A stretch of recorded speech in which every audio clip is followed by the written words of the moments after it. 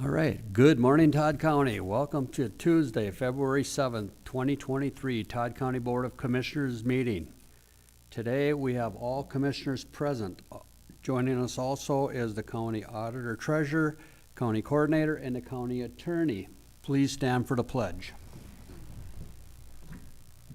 I pledge allegiance to the flag of the United States of America and to the republic for which it stands, one nation, under God, indivisible, with liberty and justice for all. Once again, good morning. Is there any amendments to the agenda? Chair, I have an amendment for 9.5.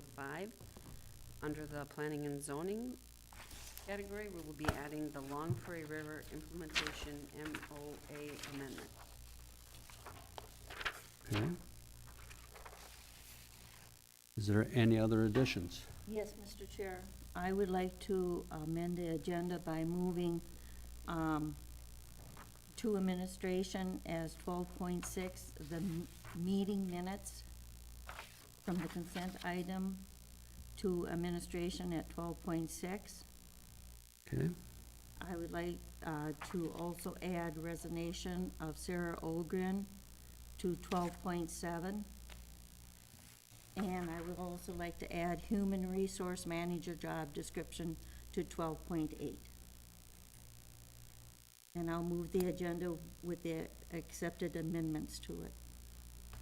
Okay. Again, I'm sorry, I wasn't prepared for that. 12.6 is meeting minutes. 12.6 is meeting minutes. 12.7 is resignation of Sarah Olgren. And 12.8 would be human resources manager job description.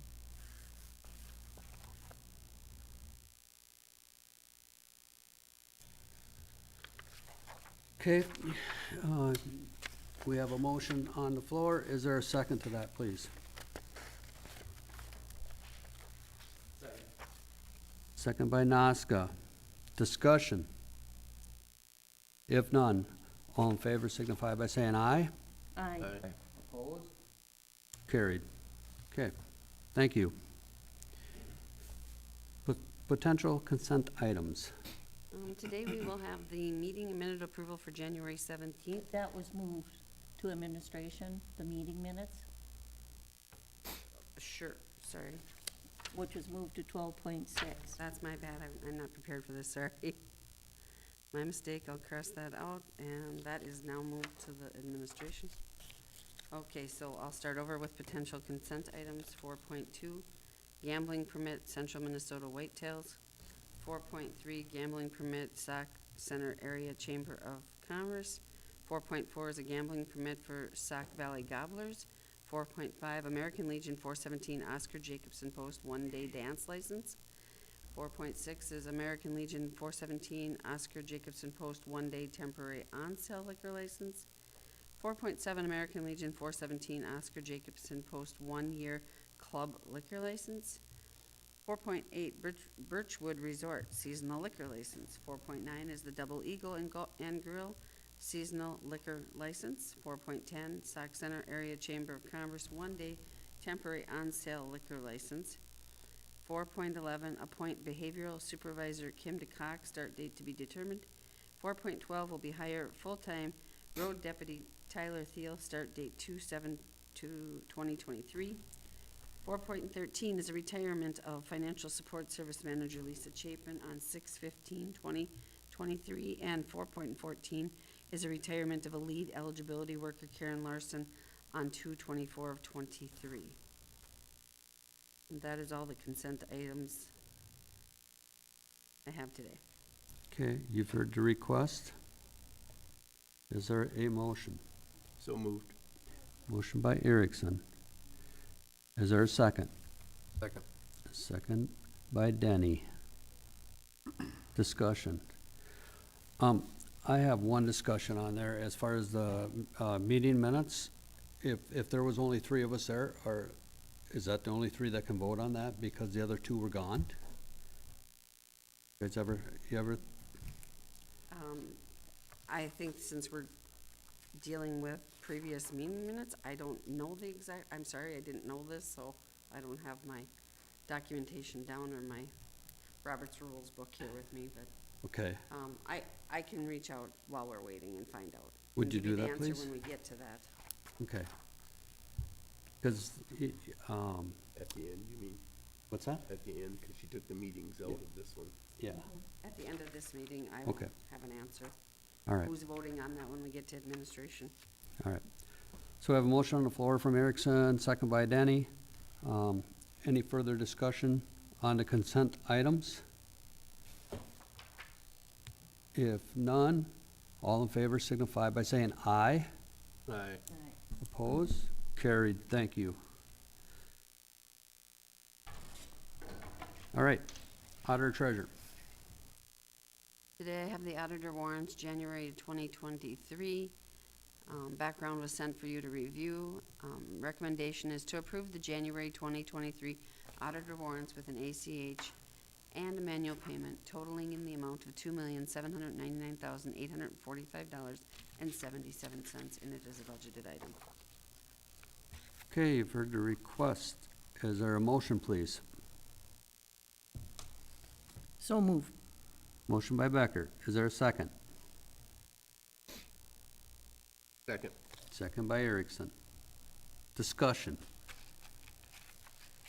If none, roll call vote, please. Commissioner Becker? Yes. Commissioner Erickson? Yes. Commissioner Denny? Yes. Commissioner Naska? Yes. Commissioner Newman? Yes. Thank you. The next item I have then is the commissioner warrants. Again, the background was sent for your review. Recommendation is to approve the commissioner warrants with an ACH and a manual payment totaling in the amount of $167,489.65, and it is a budgeted item. Okay, you've heard the request. Is there a motion, please? So moved. Motion by Erickson. Is there a second? Second. Second by Denny. Discussion. If none, roll call vote, please. Commissioner Erickson? Yes. Commissioner Denny? Yes. Commissioner Becker? Yes. Commissioner Naska? Yes. Commissioner Newman? Yes. Health and Human Service Commissioner warrants. Again, background is sent for your review. Recommendation is to approve the Health and Human Service Commissioner warrants with an ACH and a manual payment totaling in the amount of $58,024.57, and it is a budgeted item. Okay, you've heard the request. Is there a motion, please? So moved. Motion by Naska. Second. Second by Erickson. Discussion. If none, roll call vote. Commissioner Naska? Yes. Commissioner Erickson? Yes. Commissioner Denny? Yes. Commissioner Becker? Yes. Commissioner Newman? Yes. Health and Human Service SSIS warrants. Background was sent for your review. Recommendation is to approve the Health and Service SSIS warrants with a regular payment, or ACH and a regular payment totaling in the amount of $97,192.58. Okay, you've heard the request. Is there a motion, please? So move. Motion by Becker. Is there a second? Second. Second by Denny. Discussion. If none, roll call vote, please. Commissioner Becker? Yes. Commissioner Denny? Yes. Commissioner Naska? Yes. Commissioner Erickson? Yes. Commissioner Newman? Yes. The last item I have then is the All County Departmental Change in Petty Cash Fund Annual Improvement. The background: in order to remain in compliance with the state auditing standards and statutes, it is recommended to approve annually the change in petty cash funds across all departments. The attached resolution is reaffirming the petty cash and change funds with no modifications since previous adoption in 2022. The recommendation is to approve the attached resolution for the approval of all county departmental change in petty cash funds. It's a budgeted item, and I will go to the resolution if you wanted me to read that, but it's just various departments, and these are the departments that hold petty cash funds for making change and the dollar amounts that are allocated by state statute. And those have not changed from 2022. Okay. All right, we've heard the request. Is there a motion, please? So moved. Motion by Erickson. Do we have a second? Second. Second by Noska. Discussion. Any questions? If none, all in favor signify by saying aye. Aye. Aye. Opposed? Carried. Thank you. Alrighty, facilities.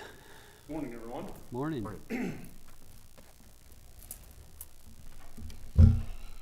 So the topic for the agenda is the jail sewage grinder pump. The background is during the process of a fix of a sewer line issue for the jail, it was discovered that the inline sewage grinder was not working. This grinder is in place to protect the sewer system from clogs from non-decomposable items. After finding the pump not working, a decision had to be made to fix the grinder pump, and the cost to do so is $25,408.19 for multiple problems within the pump. The options are to fix the muncher grinder pump for a total of $25,408.19 to protect the sewer from non-decomposable items, or do not approve request. Recommendation is to fix the muncher grinder pump for a total of $25,408.19 to protect the sewer from non-decomposable items. Okay, you've heard the request. Is there a motion? So move. Motion by Becker. Is there a second? Second. Second by Erickson. Discussion? We had this discussed through facility also, Mitch, and the explanation of other things going through the jail into the sewer lines into Long Prairie. Correct. We could do a, Yeah, so what this is in place for is the individuals that are in the jail have a tendency to throw down items in the sanitary sewer that are non-decomposable. With that being said, it can be anything from T-shirts to bags to what have you. So this is in place to protect our sewer system and the sewer system of the Long Prairie City. With these items going down, they basically can clog up the system and wreak havoc on the system and create multiple problems within. So it's in there to protect our system as well as the city of Long Prairie. Unfortunately, when this was installed, it is designed for one pump and one pump only.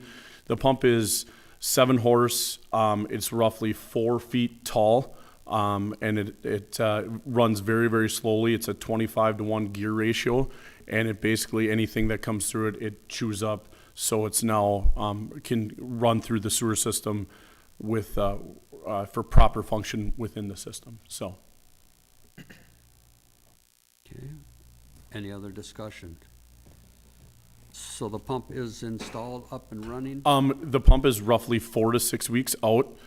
We did hear that everything is in, and we'll hopefully actually get it in this week if approved and those type of things. We're just waiting on approval from the board before we do anything drastic yet. Okay. So we have a motion on the floor and a second. Is there any other discussion? If none, all in favor signify by saying aye. aye. Aye. Opposed? Carried. Thank you. Thanks, Mitch. County Assessor. Good morning. Morning.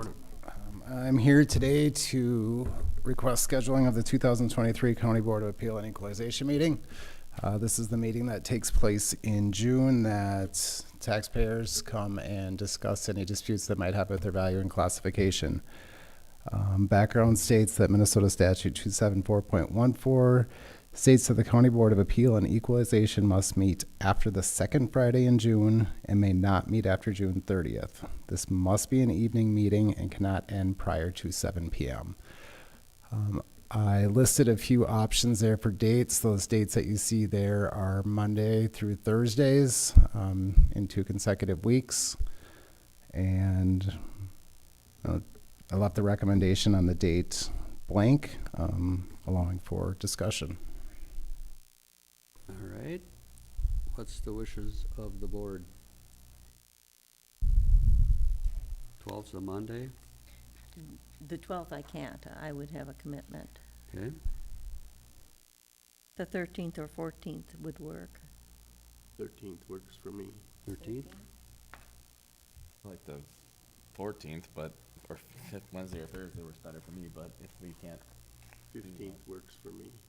15th? 15th's a Thursday? Yeah, the 15th,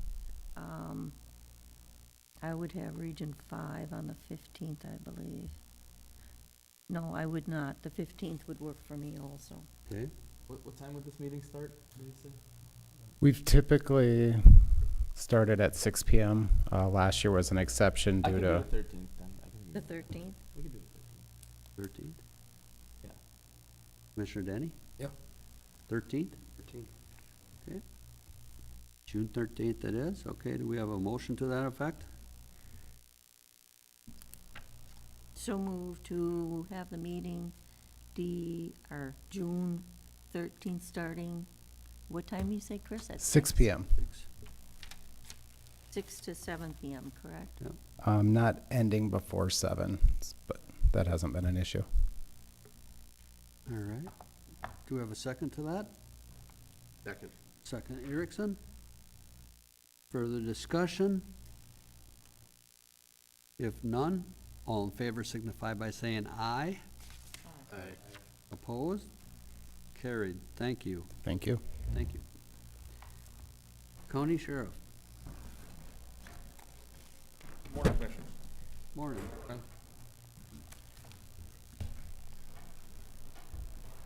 First board action form. Due to the increased call volumes and staffing needs, the sheriff's office is requesting to hire 2 full-time dispatchers. They'd be new hires. Options is to approve the 2 new hires and do not approve the hire of 2 full-time dispatchers. And our recommendation is to approve the hires, and this will be a budgeted item. Okay.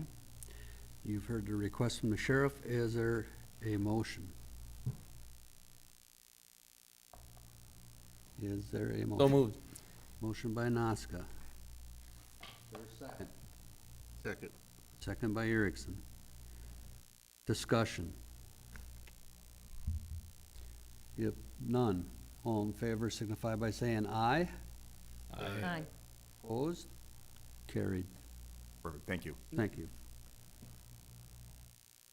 The next one, get mine in order here. The sheriff's office has received $2,274 in donations for the drone program fund in 2022. The sheriff's office would like acknowledgement for these donations and express gratitude to the individuals and businesses that donated. And you can see an attached list of donors. And I guess that's it for that one. Okay, you've heard the request. Is there a motion? So moved. Motion by Erickson. Is there a second? Second. Second by Denny. Discussion. Should the amount of money be put in the recommendation slot, or being it's in financial implication, does that take care of it? It's in the financial implication, but if you wanted to be proper, we could add the acknowledges the donation in the amount of $22.74 received by the sheriff's office. I can add that, but you'd have to make a motion to. Well, I believe the motions are already made, but whoever made the motion, if they would add that to their motion. That's fine. Sure. And the second? That's fine, yep. Kim, okay with that? Yep. All right. Any further discussion on that? All in favor signify by saying aye. Aye. Aye. Opposed? Carried. Thank you.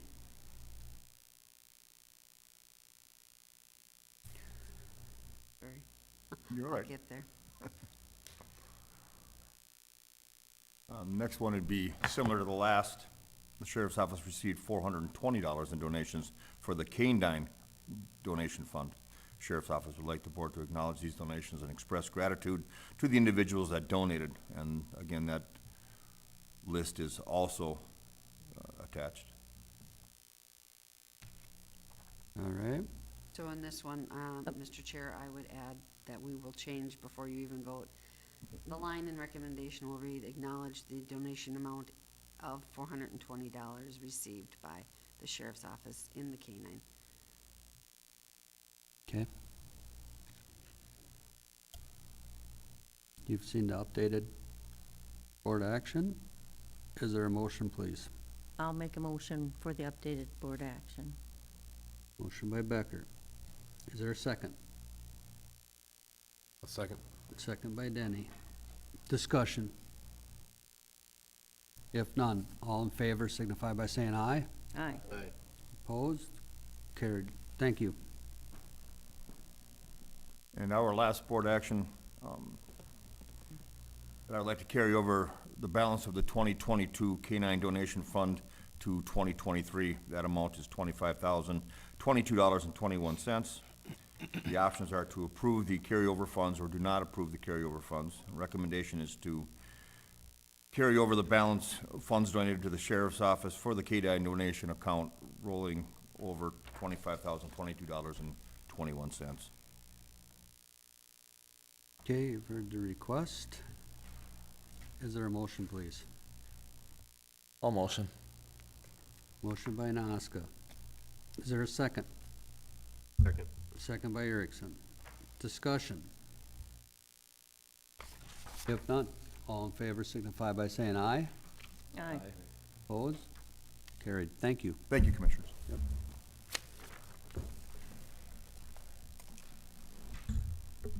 Planning and zoning.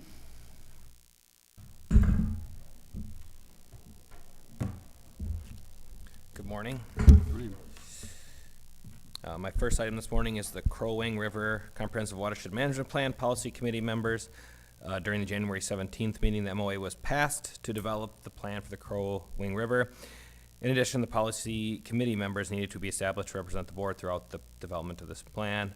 The options are we just need to assign members, one member and one alternate to this board. This is what we asked to come back when the full board was present here. So we just need to assign who is going to be the primary representative on the policy committee and then an alternate to this board. All right, you've heard the request. Let's have a discussion. Yes. And I apologize, I should have maybe included a map of the Crow Wing watershed, but it covers kind of the northern area of the county. It has a finger that goes down on the west side of Staples, and then it's kind of the northeast corner to closer to Motley area. What you and I were kind of talking about a little bit. Yeah, Okay. yeah. Yep. Board members? Yep. Tim said he would. Yeah. Tim, you gonna volunteer? Cool. Yeah. Sure. Why not? Okay. Commissioner Denny, And then an alternate, please. we gotta have an alternate too, huh? Yep, all these do just in case Tim can't make it, somebody else goes and represents the board. Anybody else? Can you do or can you not? Yeah. What's that now? You'd just be When are the meetings? You'd just be the alternate. I don't know if I've been told I can't, but I know some of it fits within Morrison. It's a small, very small Yeah. piece. It's small enough that But- Morrison County or the Soil and Water isn't a required participant, Right. but they may choose to. Right, So I don't and know if you that's- had the answer to that. I could probably be an alternate. I wasn't ever told that it was a conflict of interest for any reason. It's just Sure. because of the funding. Mhm. And again, could these potentially. can always change. So if we find out later that it's not gonna work, we can come back and edit this later, but at least Put we me have on our as an assigned alternate members for now. and Okay. Yeah, Thank you, Commissioner Nazca. yeah. If I find out from from another employer that it doesn't work out, I'll let you all know. Would you like me to reread the recommendation then? Yep, we're gonna ask for a motion to move that forward. So is there a motion, please? Adam was going to reread it. Yes. Randy. Oh, read go it with ahead. the names. Yeah. So the I'm motion sorry. would be to assign Commissioner Denny as a policy committee member and then Commissioner Noska as the alternate to the Crow Wing River Policy Committee. Okay. Now you've heard it. Yep, and I'll make the motion for approval. Motion by Becker. Is there a second? Second. Second by Erickson. Discussion. Thank you guys for doing that. All in favor signify by saying aye. Aye. Opposed? Carried. Thank you. Okay, Clean Water Partnership Loan Agreement Amendment. A low-interest loan program was created in 2020 with the assistance of funds from MPCA through the Clean Water Partnership. The original agreement was set to expire in 2023, but an extension has been requested to extend that to 2024 with the addition of another $150,000. The option would be to approve this amendment or do not approve, and the recommendation would be adoption of the attached resolution to amend the Clean Water Partnership Loan Agreement. This is the same program we've been operating. We're extending it out by a year, adding that additional dollar amount, and it doesn't require any changes to the bonding or anything that we set up prior to that, so it's really that minor change to give us another year and another chunk of money for the loan program. Okay, you've heard the request. Is there a motion, please? All motion. Motion by Noska. There's second. Second, but for discussion, and maybe before we even had the motion, how much of the background should be within the recommendation? Is there enough there that we're accepting? We can, There's a we can have attached. the, background information just saying you're adopting, well, what does the resolution say? Let's go to that first.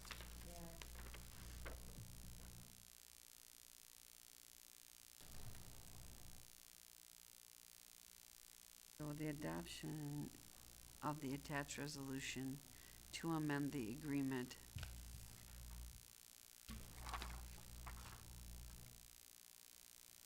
And then the resolution references the work plan agreement that was attached also, which identifies those dollar amounts in totality of the project life. So Commissioner Becker, you're asking if the financial amounts should be added Yes, to I'm this? asking if the recommendation states what we're passing. Adopt the attached resolution to amend the agreement. I would imagine that we could, if Adam so choose, to amend the CWP loan agreement with the addition of the 2024 amount of $150,000, because you're adding another 150 to what you already had in your Right. agreement. For a total of 600,000 now. So we could add that. Okay, then who made the motion? I did. Com- Yep. Yeah. Just, You would- can you give me a yep. second? I just have to. Would you agree to that? That, the change? Yeah. Okay. Commissioner Becker? I'll do the second, yeah, but Okay. we'll give Denise a chance to get Yep. caught up. Add the additional.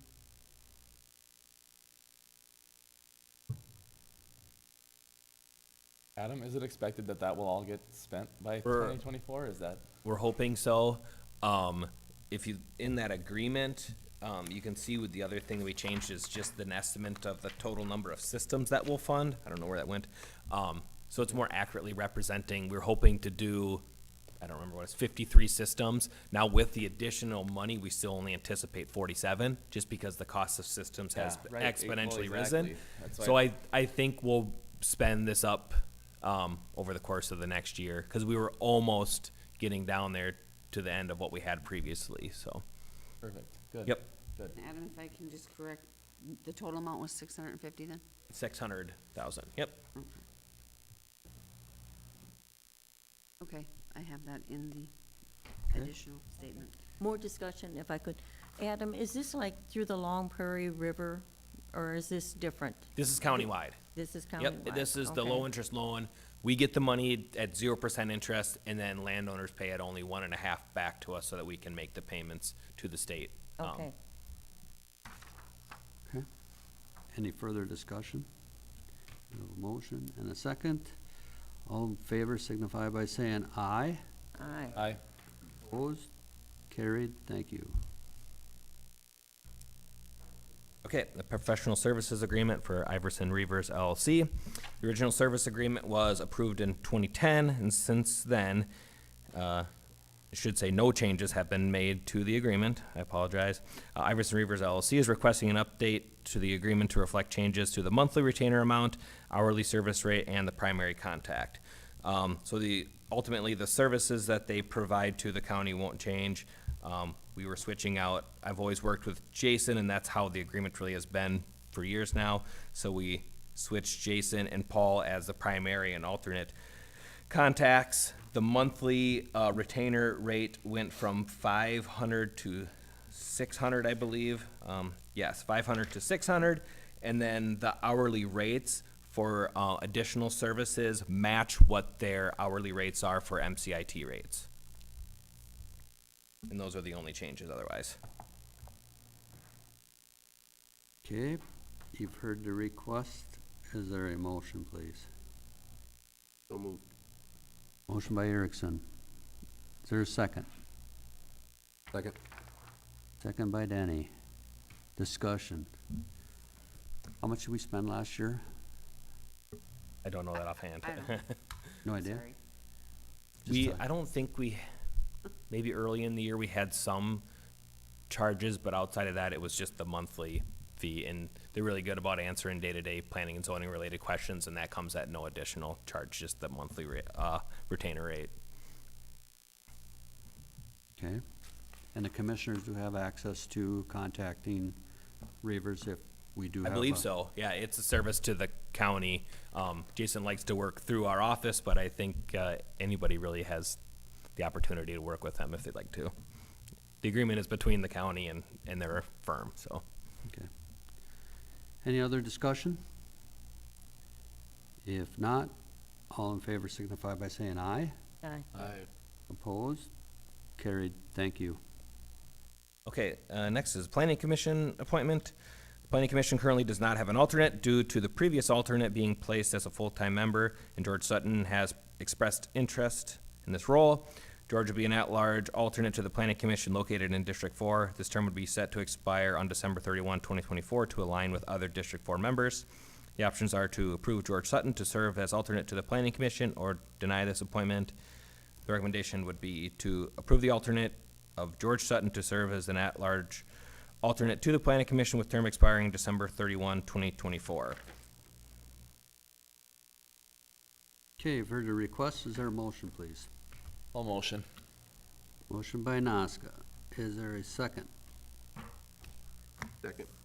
Second by Erickson. Discussion. If none, all in favor signify by saying aye. Aye. Aye. Opposed? Carried. Thank you.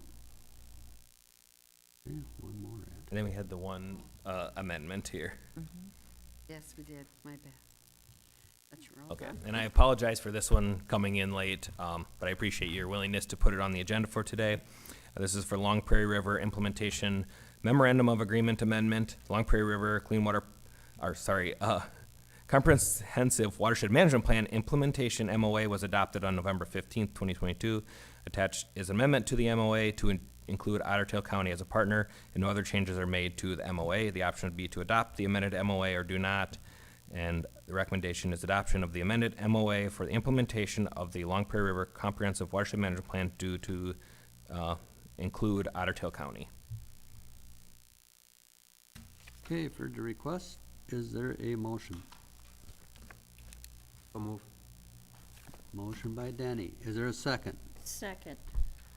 Second by Becker. Discussion. How come they waited till this point to come in, and how does it divide up the funds as we see them? It doesn't have any impact on the funding at this time. Okay. That was set up previously, and we're about ready to submit that, which is the reason this needed to come today. We didn't realize this had to be signed and submitted with that funding request. So we're getting it in a little bit earlier. It doesn't change anything to the funding.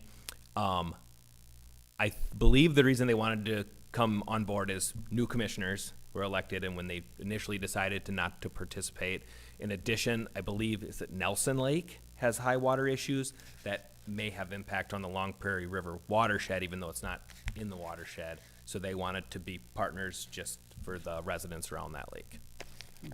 So does Otter Tail have any land within the Long Prairie watershed? Yes. They do. They do. Yep, they wouldn't be eligible to participate. They were small enough amount that they don't have required participation, but they're choosing to now. Okay, any further discussion on that issue? If not, we do have a motion and a second. All in favor signify by saying aye. Aye. Carried. Thank you. Thank you.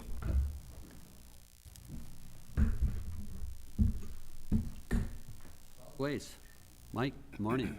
Morning.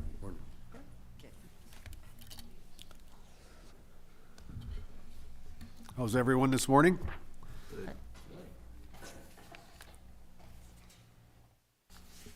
I believe Chris is supposed to be on Zoom. There he is. There he is. Morning, Chris. Good morning. Chair Newman, I apologize. I'm not able to attend in person. I'll be here in case there's questions, but Mike, just for convenience of you being there, could you lead this one? You bet. The first board action form in front of you today is a budgeted item.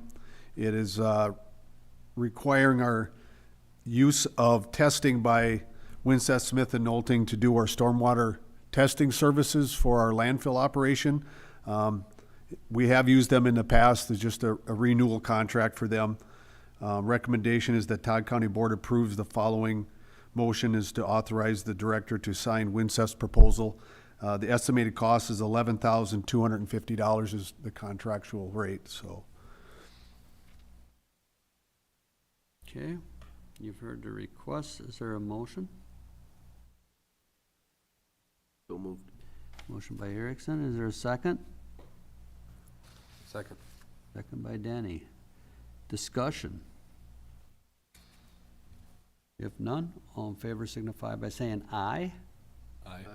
Opposed? Carried. Thank you. Yep. Transfer station. And the second board action is the request of the Todd County Solid Waste is the design of our building. We're probably in the excess of about 90% complete. Consultants have provided an updated cost estimate. The original cost estimate in 2020 was $5.5 million. The updated cost estimate in December, we opened at $9.6 million. The design committee has worked on several options to respond to this change as described in the attached memo.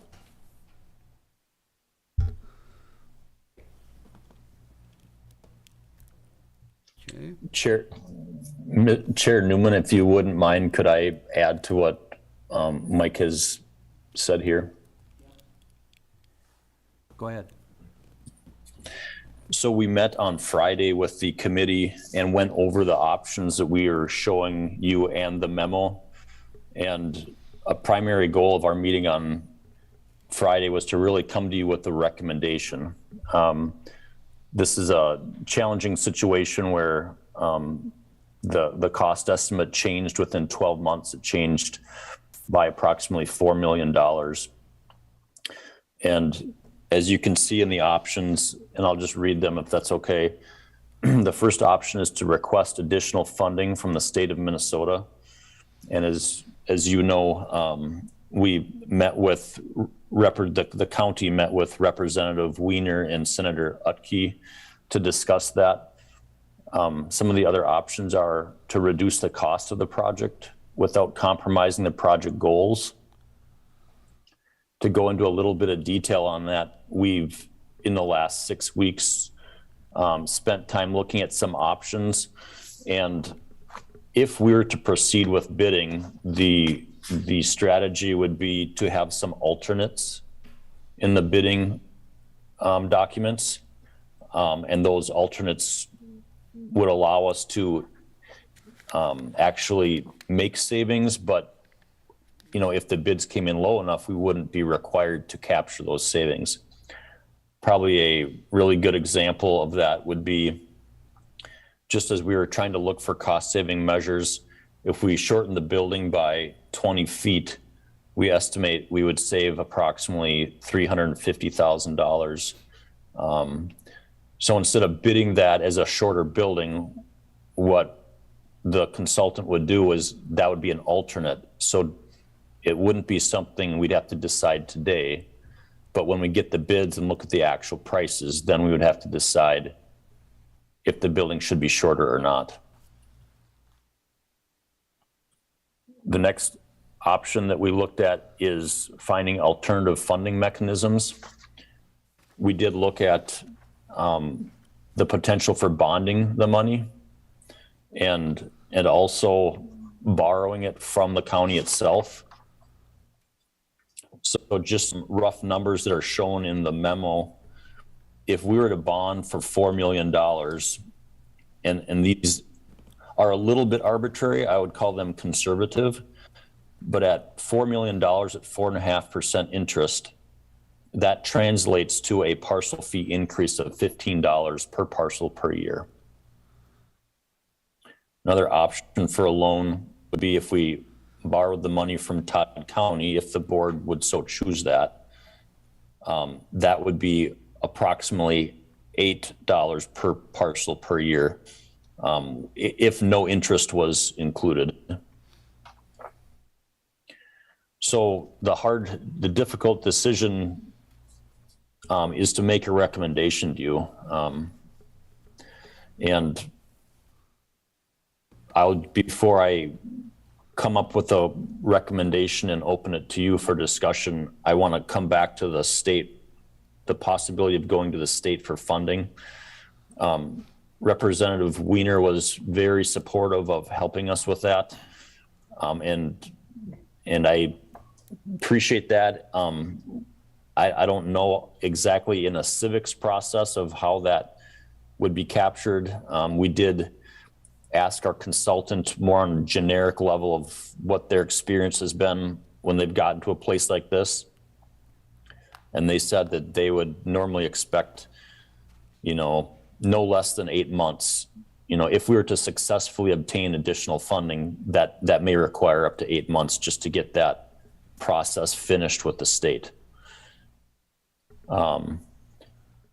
So what we did decide as a committee to present to you is to actually bid the project. And I think the reason we recommend that is because we see value in all these options. But the cost estimate that we've provided is purely an estimate from the engineer. It includes $1 million of contingency. And even if we go back to the state, we will probably have more leverage doing that if we have actual real numbers from a contractor versus just speculated numbers. So I'll turn it over to you, Chair. We're happy to answer questions, and we just want to do the right thing for Todd County. Okay, board, let's, before we do any voting on this, let's have a discussion on it. I'd like to know you guys' thoughts. And I think their last comment, or Chris's last comment up there is very right on track. Until you know what you truly need, there's really no sense in speculating all your options. We might as well get out there and try to find out what's going on and get to the bottom dollar so that we know what we truly are going to need or what we're going to have. So that's just my opinion. I agree, Rod, because if we don't know, how do you request anything additional if you don't have a number to give and why you need it? Yep, you're speculating. I have to agree with that. I guess during our discussion, during the meeting, it was, even the county, we talked about being able to help fund it if we had to. We did talk about adding an interest rate to it if it was going to be, 20 years. 20 years of 0% interest is really not fair to the taxpayers either. One of the other discussions that we had was what would it actually cost, you know, to add that extra on to, the land, you know, the, partial increase, thank you. Yes, and that was a discussion we had too. Denise did look up, the bonding, what it would cost us to bond at the time too. But I have to agree with Rod and, Lou also, that until we get a final number, we're all guessing at where we really, what direction this should go. And at the time the bid comes in, we still have the, chance to deny it. Right. Yeah. Commissioner Denny? Yep, total agreement. That, Friday, that's what our general consensus was as well, was just get the ball rolling, get the bid out there, and, get a hard number to actually present then if we needed that to the state, and then go from there. All right. Anything else? So Chris, you kinda heard that, it's kinda, agreement with the board that, we will move this forward and, put it out for bids. So I'm gonna ask, for a motion for Before you that. ask for a motion, Randy, on the recommendations, that has to be changed. Okay, Because recommendations, this design committee is meeting on Friday, February 3rd, has nothing to do with what we're passing. So, Denise? Yeah, and it's not even in the options No. to proceed with bid, but Yeah, proceed with we're bids. just gonna have to redo it a little bit there. Sorry. Oh, Yeah. Sorry. that's, okay. What is your When recommendation? chair, Happy to make it as a motion. when we submitted, Thank you. What was that, Chris? when we submitted the board action, we hadn't met, so we were punting at that point. Rod, what would you like to? I would just make it as a motion that we proceed with the, process of getting bids. With the use of alternates in a contract. Yeah, good ending.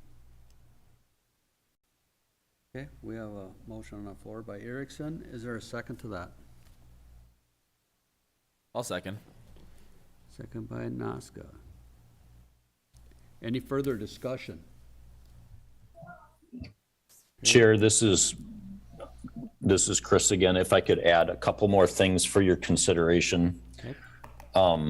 I don't know that it could be included in this motion or otherwise, but us doing this, I don't think we're asking, I guess we're asking you also to not stop pursuing the state funding. So if we could continue to communicate with Representative Wiener that, the county desires additional funding, he will keep that ball rolling. Okay, And the second thing with this that we discussed at the committee meeting is that if we get bids in, and depending on where they lie, there may be I can't I'm trying to keep all of our options open. And so let's just hypothesize that the number comes in at something that you want, but it's a number that would require a parcel fee increase. To actually award the bid, we can't award the bid based on paying for the project with money we don't have. So it would be, to cover all of our bases, the other thing for your consideration is to authorize publication of a public hearing for that parcel fee increase. And we could do this concurrently, so on the day that we meet with you again in, after the bids are opened, that would be the date of the public hearing. And if no parcel fee increase is selected by the board, that public hearing could be canceled, or there just would be no motion for a parcel fee increase. But in the situation where you choose to increase the parcel fee, that would allow you to secure the funding that way and award the contract.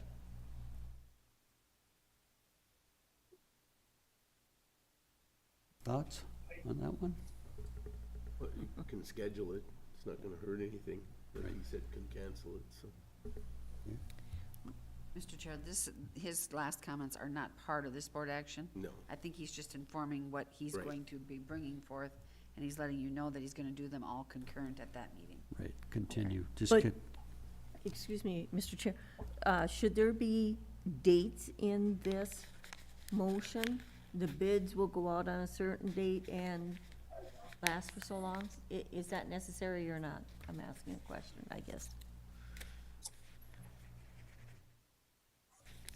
Chris, do you know, should the bidding dates be put in there when the bids go out and when they're If- done?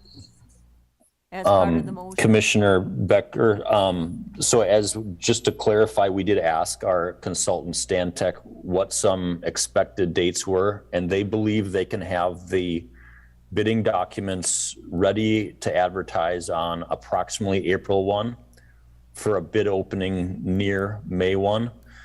I would prefer not to restrict the motion to that, whether they do it a little earlier or a little later. They're working hard to keep this project on schedule, but that would just, unless someone else says that we have to do that, I'd prefer just to be, that as a for your information. Okay, thank you. All right. Okay, so we have a motion and a second. Should we read that motion, maybe? Denise, what do you got? Brad, what was your motion? My Excuse motion me, was to proceed with the- with bidding on the solid waste project with the option of contingencies. Yep. I don't know how you quite worded that, Mike, but just adds in there where you can have contingencies within that bid. Thank you. Okay, any further discussion? If none, all in favor signify by saying aye.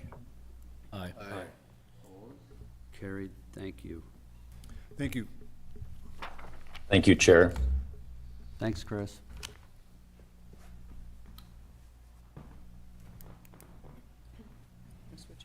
Health and Human Services, Jackie. Mr. Chair, Commissioners, hopefully this one will be a little bit easier than the last one. So I have one board action form here in front of you. It's to approve letter of endorsement. Some background.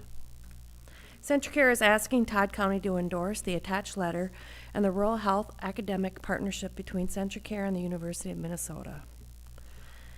The health of people living in rural Minnesota is vital, not only to those living in rural communities, but to the state at large. In our rural communities, access to high-quality care can be a challenge because we don't have enough physicians and healthcare workers in these communities. This is why CentraCare and the University of Minnesota are coming together to offer a solution, to create a new medical school that educates and trains healthcare workers in the regions we serve. Options are to approve the letter of endorsement or to not approve. It's our recommendation that you approve the letter of endorsement. Okay, I've heard the request. Is there a motion, please? So move. Motion by Denny. Is there a second? Is there? Second. Second by Nazca? Yeah. Okay, thank you. Discussion? If none, all in favor signify by saying aye. Aye. Opposed? Carried. Thank you. Thank you. Yep. We're gonna take 5 here, so take a 5-minute break.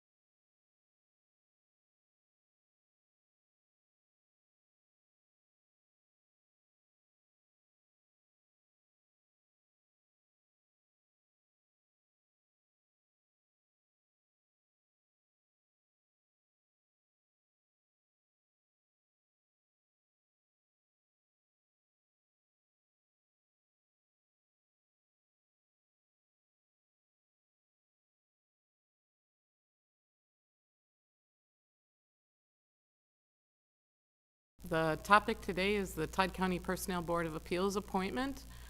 The Todd County Board of Commissioners is seeking applicants for the appointment to the Personnel Board of Appeals. The positions have been advertised in the county newspapers, and an applicant has been interviewed by the Board of Commissioners at the work session held on January 17th, 2023.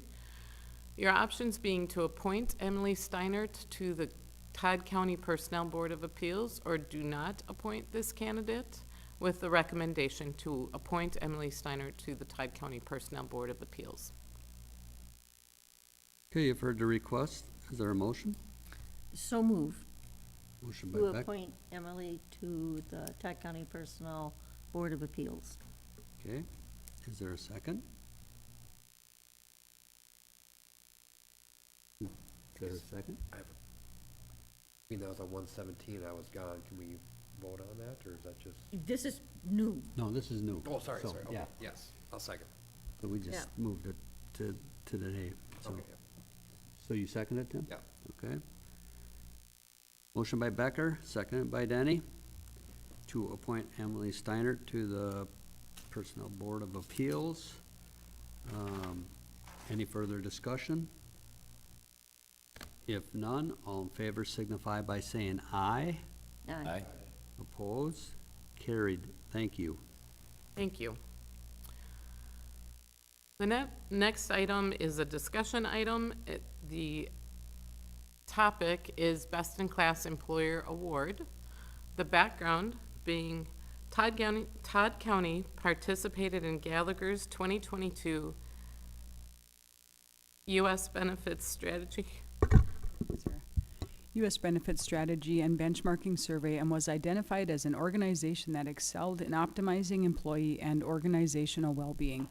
Todd County was recognized for its comprehensive framework for strategically investing in benefits, compensation, and employee communication to support the health, financial security, and career growth of its employees at a sustainable cost structure.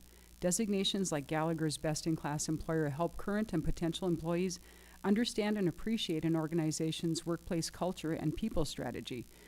These are important differentiators as employers compete for talent in a tight labor market. As a U.S. best-in-class employer, Todd County was assigned points based on its relative performance in planning horizons for the benefits and compensation strategies, extent of well-being strategy, turnover rate for full-time equivalents, completion of a workforce engagement survey.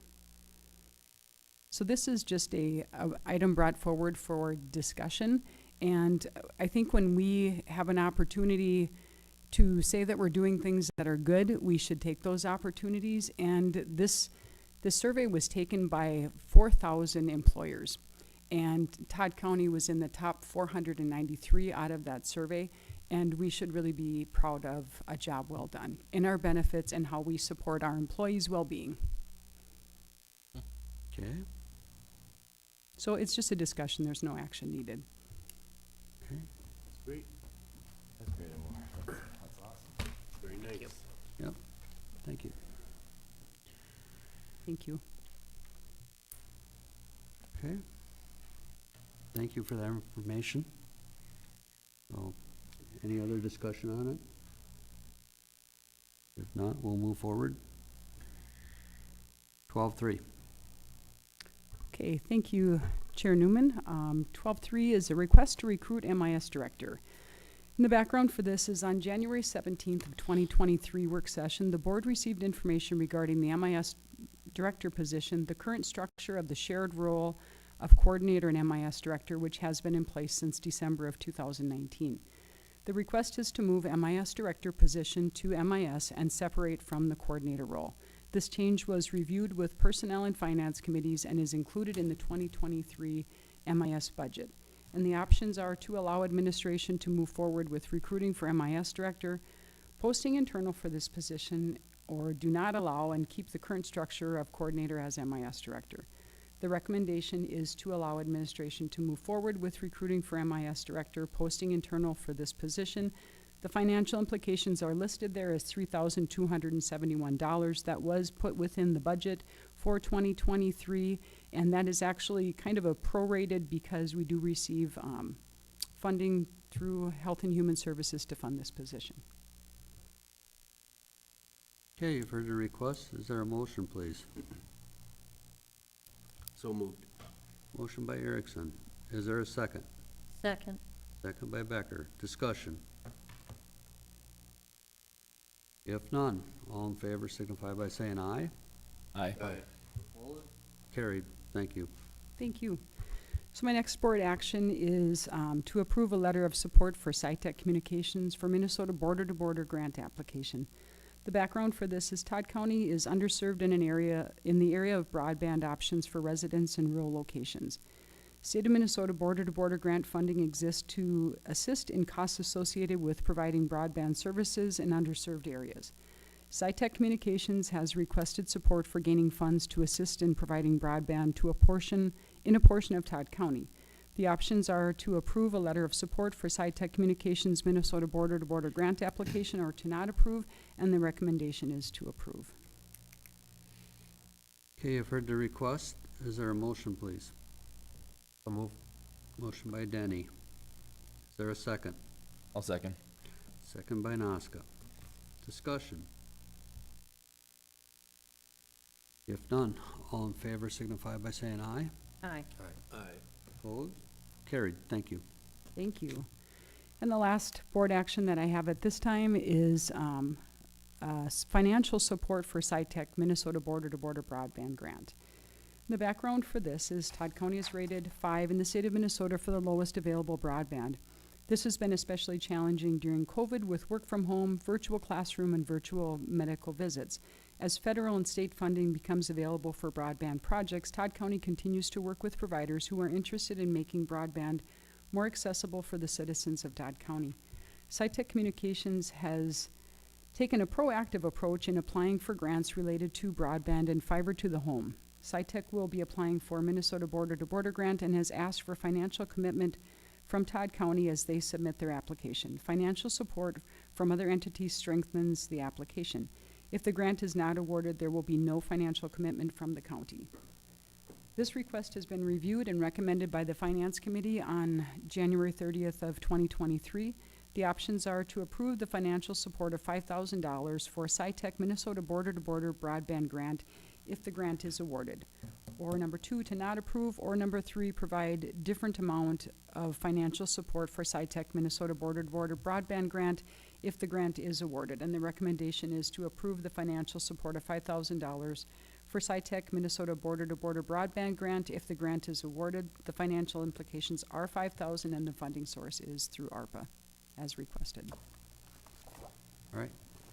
Okay, you've heard the request. Is there a motion?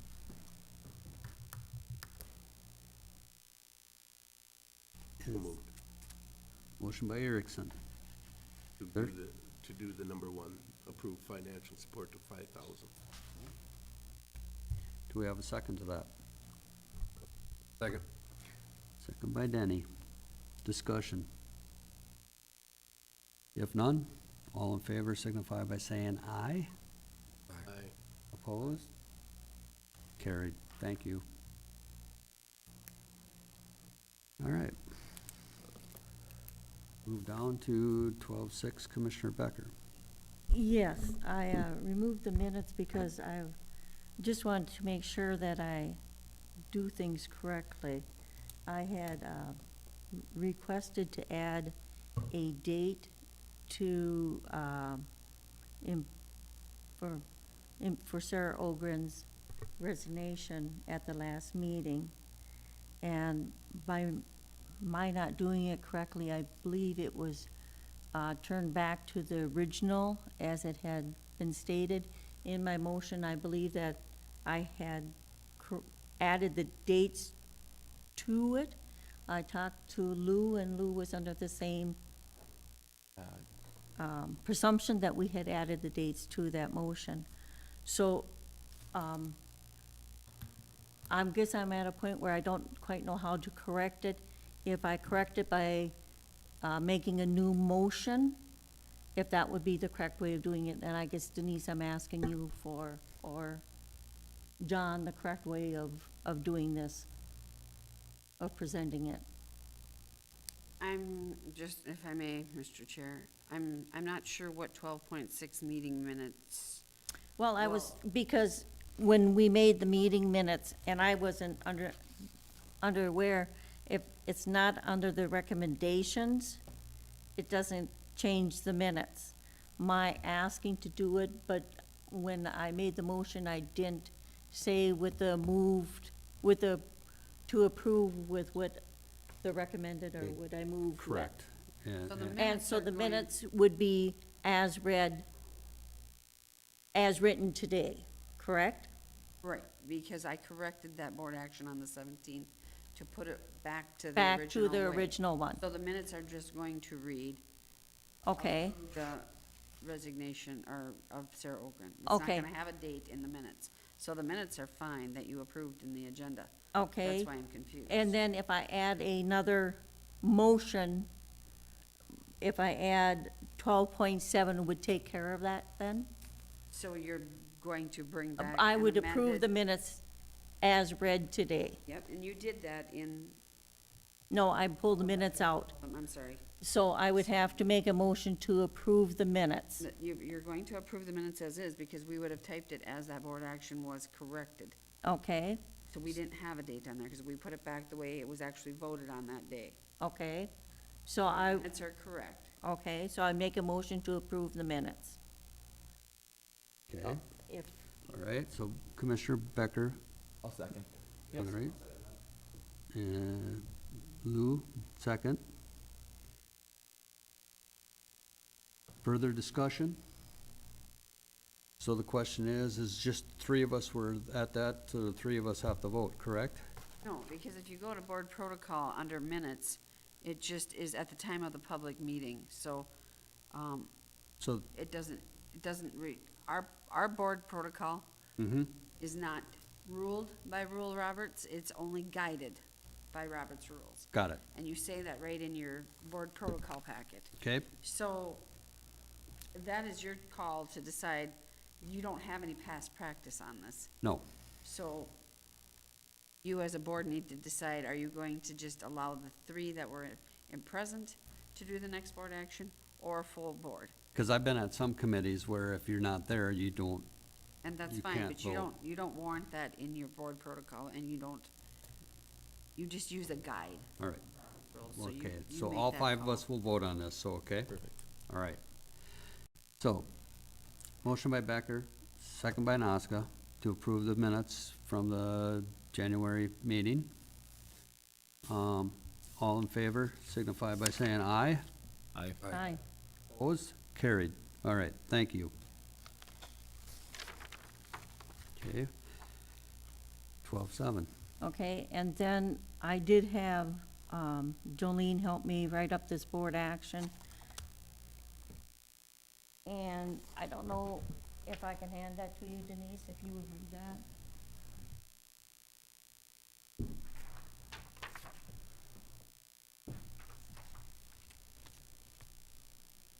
So the agenda topic title is clarification of board action 2023-0117-25. The background, resubmitting board action from January 17th, 2023 for resignation of Human Resource Manager Sarah Ogren. A clarification of the resignation effective date within the recommended motion is being requested. Your options are to affirm this previous action with proposed resignation effective clarification date, or do not change the previous action. It is the recommendation to approve BAF 2023-0117-25 to accept the resignation of Human Resource Manager Sarah Ogren with the clarification that the resignation date is effective March 1, 2023. Okay, you've heard the board action. Is there a motion, please? So moved. Motion by Becker. Is there a second? Second. Second by Denny. Discussion. Mr. Chair, if I could please just clarify the reason why there was not an end date put within that board action, which was not done by mistake. The reason why there was not an end date in that recommendation is because our HR manager has graciously allowed for additional time if necessary through the recruitment process. So with putting an effective date as of March 1st of 2023, that does not allow for us to extend that unless I would come back with a board action to make that change. So the discussion that I had with the board chair was I didn't want to bring that forward with an end date in there because we don't know as of right now what that end date is, and that's what the background reflects. So if that was seen to be a mistake, I apologize for that. It wasn't a mistake that I had made. It was intentional to not have a date so the board would know we have a retirement and a resignation coming forward, but we don't quite have an end date. For Mr. Chair, if I could? Yep. We've done this with other employees where we hire them back. They gotta come through the board. But many employees we have come back and work for us. And this isn't saying that we can't hire Sarah back and come work for us if we need her help. Mr. Chair, we would never have to go through all that extra work if there was just an understanding of what that board action meant, which is if we have struggle recruiting, we would continue to have Sarah employed until an end date was determined, and that end date would be sometime in mid-April. That's what the board action read. I've got a question also though, Chris. Now, I know you're recruiting and you will be doing interviews and all the good stuff for the position, but do we need an expected start date then for the new hire? You know, it's just like for the timelines. Mr. Chair, if I could clarify that for Commissioner Naska. When we look at our consent agendas and you see many starts are to be determined because those start dates are not effective until after the board actually makes that approval. So many candidates will not give their resignation at their current employment until they know that job is approved here, if that helps clarify. So we don't have dates typically for starts. And Mr. Chair, if I may, on that 17th meeting, that board action, we could have amended it to drop down what the background information was in there, but when it was voted on, there was no amendments to change that, and it just read resignation. And so there was no date, because like Coordinator Pelzer said, she told it in the background, but on a board action, what the board is affirming to is their recommendation line. So we need to be more specific in those lines, and that one or two ways it could have went. Commissioner Becker could have made the motion at that meeting with the amendment that she wanted the date in there, or the motion could have been made to bring the background information down there, which would have allowed the extended period of time. Either For way Sarah. would have been right. It just was not done. It was just an open-ended statement of accepting her resignation on the actual true what action you took as a committee, as a board. Yeah. And I think that's where the discussion is all taking place now, and the confusion. And if there was something I did on my end, I apologize too. I do know moving forward, just to educate the board and some new department heads, I am planning a work session to educate the new board members what an actual board action form means and constitutes, and also how to write them and draft them, because some of them are coming in incomplete. Yeah, I guess I never realized that it had to be filled out in the recommendations. That is true, We've because you been are, kind of lenient on that going forward, so, yes. Mr. Chair, if I I may had just add, I education. was prepared to come back with a board action with an Yes. actual end date once we knew that. you did state that, yes. No, call the question. So from my standpoint on this is, the HR director, Sarah, had submitted her resignation, I believe, on the 3rd, somewhere in that area. When a resignation is usually submitted within a county, from my past experience on this board, is that the board would try to act on it as soon as they could. We don't like to push it down the road, that's why I pushed to have it on the 17th. And I'll take the responsibility. I should have been a little bit more clear on what this group's intention was. We had 3 commissioners that day. So I'll take the responsibility on that part of it. But usually what we'll do is if somebody puts their resignation, we try to get it on the next board so we can take action on it, because we need to look down the road forward right now, and getting qualified employees is hard. So we're trying to, as a board, work with our department heads so we can expedite to fill that position so we can keep moving forward. And I think that was the intent on the 17th. You know, we needed an end date so we can continue to move forward. And yeah, you can say April, but then all of a sudden April turns into May, and you know, then we'd still have to come back and act on it. So I don't know. You know, I'm guessing. Mr. Chair, if I could, we did have a board action, and you did act on it, and I respect that, and I thank you for acting on that. And I also thank Sarah for being just really gracious and being willing to stay on, so. Okay. All right, is there any other discussion? If not, I'll call a question on that. We do have a motion by Becker and a second by Denny to accept the resignation effective March 1st. Would you like to do a roll call vote? Or just, okay. Your call. All in favor signify by saying aye. Aye. Opposed? Aye. Okay. 4 in favor, 1 opposed. Okay. All right, 12-8. Okay, this was brought up to my attention after this weekend, after Friday. And during a work session, we're going through the alcohol and drug policy. And in that policy, which you guys haven't seen yet, there is a lot of reporting to the coordinator and reporting to HR. The other thing is all of the resignations are posted through the HR Human Resource Manager. And in the job description, I don't plan on changing any of the job descriptions. It's just that the HR department reports to the county coordinator solely.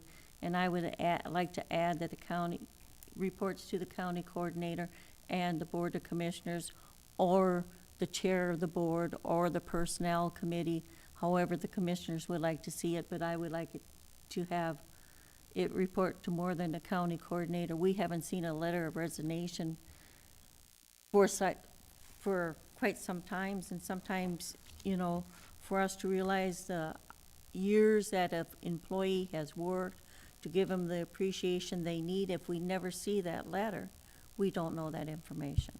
So it's just a simple add-on, county coordinator and county board. So Commissioner Becker, how would you like to act on this? I don't know if you want to bring it to a Work session? a work session. We do have interviews yet this afternoon. I don't think it would change anything else with that job description or so forth. So I see no problem with going forward with the interviews today. But I would just like to really have that discussion about adding county board to report to. Okay. Well, let's just throw that on the 21st of February for a work session, and we can discuss it. Thank you. All right. All right, with that, standing reports, auditor treasurer. I don't know where I'm at here. Just give me 1 minute. Well, I do know I won't be here next week. I'm attending the MACO conference. I am a Director 5, so I'll be leaving later Monday afternoon to sit in on the Director Conference meetings. And then I'll be gone all week. Hopefully we get to the Capitol and our group can move forward with legislation and meeting people on election, as I talked with Representative Weiner on Friday when they were here.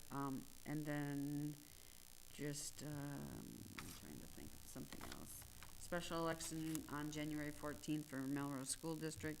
There is one polling place that's at Melrose City. There's a portion of Todd County that we do have Melrose School District people in, so I just wanted to make that known. And if those individuals are voting, they can contact the school district for that. And that's all I have.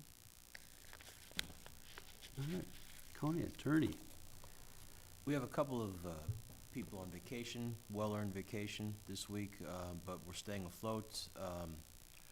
We're also working on communications with other departments in terms of juveniles and civil commitments and things of that nature, things that pop up, but it's all growing pains, and all's well otherwise. Thank you. Okay. So I have a question. Is the judge still doing a lot of stuff in Zoom, or? Yes, he is. Our judge, our chamber judge here is, he loves Zoom, and so he's only here in person Wednesdays, Okay. predictably, and then Thursdays and Fridays when we have trials or contested hearings, but most days he is remote. Okay. Still. All right, thank you. Okay, Commissioners report. Commissioner Denny. Just to kind of piggyback off of what we talked about earlier on that solid waste committee, we really, on Friday, our meeting, was really in depth, a lot of good discussion, a lot of good conversation, so with, Mike and Chris this morning when they presented, and it was a lot more than that. That committee has really worked hard to really kind of crunch the numbers and look at it from all different angles and perspectives, so, I was thoroughly impressed with that, and so that, this morning, that request and that board action was not taken lightly and done quickly. It was very well in depth last Friday, so that's all I have right now. All right, Mr. Becker? Well, I like to focus on two meetings that I had. One I had yesterday morning was the Central Region EMS, and the basic part of the meeting was for funding. We did take a vote that our director from Stearns County will be sending out relays to all of our coordinators, administrators, to be put on the agenda in the upcoming months, hopefully not too many months, but our funding will be running out within 18 months, so it's kind of an urgent matter that we take care of. Last night I had public health meeting and up in Staples, which, to let you guys know, I dropped my cell phone, so I had to make the second trip to Staples to find my cell phone in the snow. So we were discussing how icy the roads were. Anyway, during that meeting, we also had opportunity to talk about the opioid settlements and the funding coming in. So I'm hoping between those two groups that we can maybe make something work out. And the regional, I believe it's 11 counties within our region. And so there will be quite a few talks coming forward. So those are the two meetings I like to talk about. Okay. Commissioner Erickson? I have nothing at this time. Commissioner Natska? I sat on the Housing and Redevelopment Authority on the 25th of January. Just an update, we are looking for a citizen member from District 4. I'm unaware of anyone that will accept that, but we're still looking. And other than that, Rod and I sat on the TRICAP meeting on the 26th of January as well. And I'm also part of the Equal Opportunity Committee there. That's all I have. Okay. All right. In January, I actually had a light January. I had a board meeting on the 3rd, work session on the 9th, personnel, on the 11th, department head and park board, on the 12th, water and soil, solid waste, Rainbow Rider, on the 17th, board meeting and a work session on 23rd, CPT, counties providing technology, that committee is what, 24, 25 counties? And we've had some changes on the board, so with the elections and stuff, we're starting to meet new commissioners. So it's good to meet different people and go with that. On the 30th at Personnel and Finance, and I just want to thank all the staff. I actually learned some stuff when the legislators were here. So the one that stuck in my mind was Kathy Langer's house, the front door, back door. I mean, that was a good way of putting it, but I just want to thank everybody, you know, Health and Human Services, everybody for their presentation, because it was interesting. And mental health, I think, is going to be one of our biggest issues that we got to work with our legislators with. So, and with that, coordinators report. Thank you, Mr. Chair. So from our last board meeting on the 20th of January, I had the Solid Waste Design Committee meeting. On the 27th, Facilities and Safety Committee. On the 30th, we had Personnel and Finance. On the 31st, Jackie, Sarah, and myself took a trip to CLC, and we had a presentation we gave to students up there. They are going to work on a project to help us with our recruiting and really promoting Todd County as a great place to work. So they are going to be working on that, and hopefully in the next couple of weeks we'll have an end product that'll be great to share with you as a board. On February 1st, we had Policies Committee. On the 3rd, we had the Legislative Work Session and a short Personnel Committee meeting. And with that legislative work session, I also want to thank the department leaders for the great job that they did in presenting, and thank you for the commissioners for allowing that opportunity. And I do have thank you cards prepared for both Senator Etke and Representative Wiener. And close to that, we have interviews this afternoon for HR manager, and that's all I have. Thank you. Okay. All right, is there anything else that needs to come in front of this board? If not, we will recess till February 21st, and we will start the work session in 5.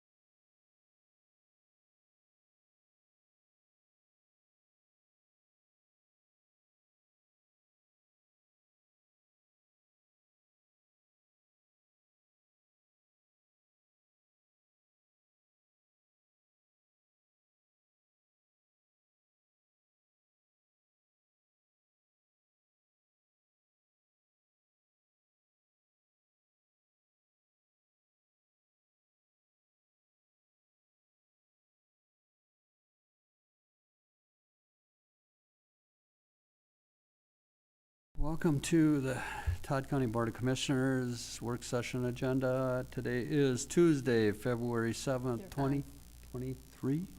Oh, I didn't see Rod, and I didn't hear that he was leaving, so. my well, bad. we've had two commissioners leave, so it's just going to be Commissioner Denny, Commissioner Becker, and Commissioner Newman. Sorry for the interruption. Okay, Go ahead. all right. Are we ready to go? We're All ready. right, let's do it. First on the agenda is non-dot drug and alcohol testing policy. Policies Committee. Who's going to take that? Thank you, Mr. Chair. I have that. So in front of you for this work session, we have the non-DOT, Department of Transportation, drug and alcohol testing policy. So we currently, within our personnel policy, we do have a drug-free workplace policy. Implementing this non-DOT drug and alcohol testing policy would help strengthen our overall drug and alcohol policy. This policy is designed after the League of Minnesota Cities. They provided a really good template for us. And so we have taken that template. We've spent, I'm going to say, maybe Commissioner Becker can help with this. I'm going to say at least 6 months we've spent on this. At least, Yeah, so it's been a long time, and we've had a lot of really good discussion about what we should have in a policy. We've added things to the policy, we've sent it off for some legal review, we've had to remove some things from the policy, and I just want to say thank you to all of the policies committee members for all of the hard work that has gone into this and all of the just the considerations as we went through it. So we have this draft policy for your consideration. I'm hoping that you had some time to review. Policy committee minutes do go out to all commissioners, so you would have seen this through all of the different months of meeting. So I am here for any questions that you might have. Okay. So, as the legislator keeps pushing forward with this legalization of marijuana, are we going to have to readdress this again? Mr. Chair, the feeling is no, because when we send information, pre-employment, we'll use that as an example, when we send information for drug testing, it is that company that we work with that would be making sure that we are following those levels of drug in the system with what is set at the legislative level. So what is allowed, what is not allowed, we need to have a policy in place, and if there are any types of tweaks that we need to do, we of course are going to do that, but our testing company would be the one who is in charge of those levels. Okay. Right. And Chris, this is the non-DOT drug policy, That right? is Or- correct. This is a non-DOT, and you as a board adopted the DOT a couple of months back. I think it was in September. Yep, and I believe we had questions about the chart on here, and that had to be removed, correct? That is correct. And Denise, if you could maybe go to that page, it might be 5 or 6. Keep going. Maybe try page 8. Yeah. Well, actually, you won't see it. Because No, we because it's removed the chart. removed. Yeah. Yeah, so there okay. was a chart that we thought was going to be a very helpful tool, and it talked about when there would be a trigger for specific testing that's done, and it was kind of under that reasonable suspicion category, and it helped take some guesswork out of reasonable suspicion. Because we took part of the DOT policy and tried to put it within the non-DOT, legal advice was don't do that. Just really stick to the purpose of the non-DOT standards. So, Okay. And I think one of the other questions, Jackie, it was where we could put this in our policy, correct? Chris, are too? you asking? Well, either, Okay. because I think during our last meeting, I know Denise wasn't there, because you were in interviews. But there was a question about where it has to go within our policy. Yes, Commissioner Becker, and we did get clarification on that, and I thought we had addressed that. Maybe we hadn't, but the clarification for that is we have a DOT policy and we have a non-DOT policy within our personnel policy. what we need to make sure is that when we have a DOT employee or a non-DOT employee, we need to be able to hand that separate policy to each one of those classes. And having it within the personnel policy is fine. And the way that we have it structured, so that we have an 810 and an 811, if that's the specific number on these articles, we are allowed to do that because we can separate them completely when addressing those specific employees. If that helps. Yeah, I think that was one of the questions you were going to check up. Okay. All right, any other questions on that? Everybody good with it? All right, well, thanks for the policy committee on working on this. Okay, emergency SNAP benefits and continuing benefits ending. Come on down.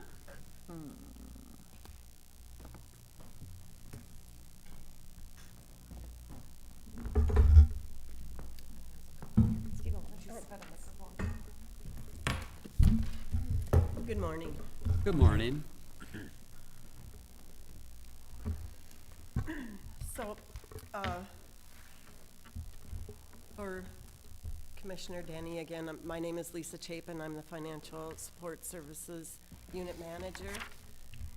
Laura Lindner, Financial Support Services Supervisor. Stephen McCoy, Financial Support Services Supervisor.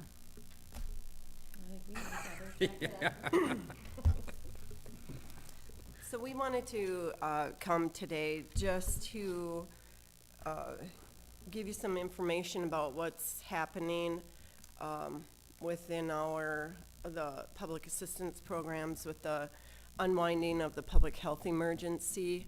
We're gonna see a lot of benefits go away. I'm expecting that may result in some calls for you, so we thought if we could come and give you a little bit of information about what is occurring, that you would know how to respond a little better. So speaking of the SNAP, and Laura and Stephen, you can chime in anytime you want. So just a little bit of background. The Families First Coronavirus Response Act provided states with the option to request additional SNAP benefits for households in response to the COVID-19 pandemic. The Minnesota Department of Human Services, in partnership with Minute, has been issuing emergency SNAP benefits for eligible SNAP households since April of 2020. So we in the county determine what they're actually eligible for, and those benefits are issued. The state has been, then the month after, going back and issuing a supplement to each of those households equal to the maximum food allotment for that household size. Wow. Yeah. And if they were already receiving the maximum, then those individuals got an additional $95. The temporary boost to SNAP benefits will end nationwide after February 2023. This means most SNAP eligible households will receive their last eSNAP benefit in March 2023 based on SNAP eligibility in February. So they're always issuing the month behind. What SNAP stands for? SNAP is the Supplemental Nutrition Assistance Program, formerly known as food support, food stamps, way back when we had the coupons. The name.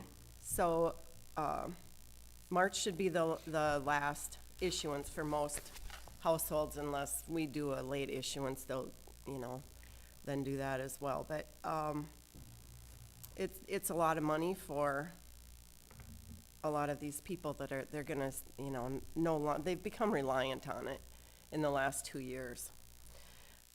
And then also, in addition, households that receive SNAP and Social Security benefits will see a decrease in their SNAP benefits because of the significant cost of living increase to Social Security benefits that went into effect January 1st. So again, our elderly and disabled people are going to see less, which is unfortunate.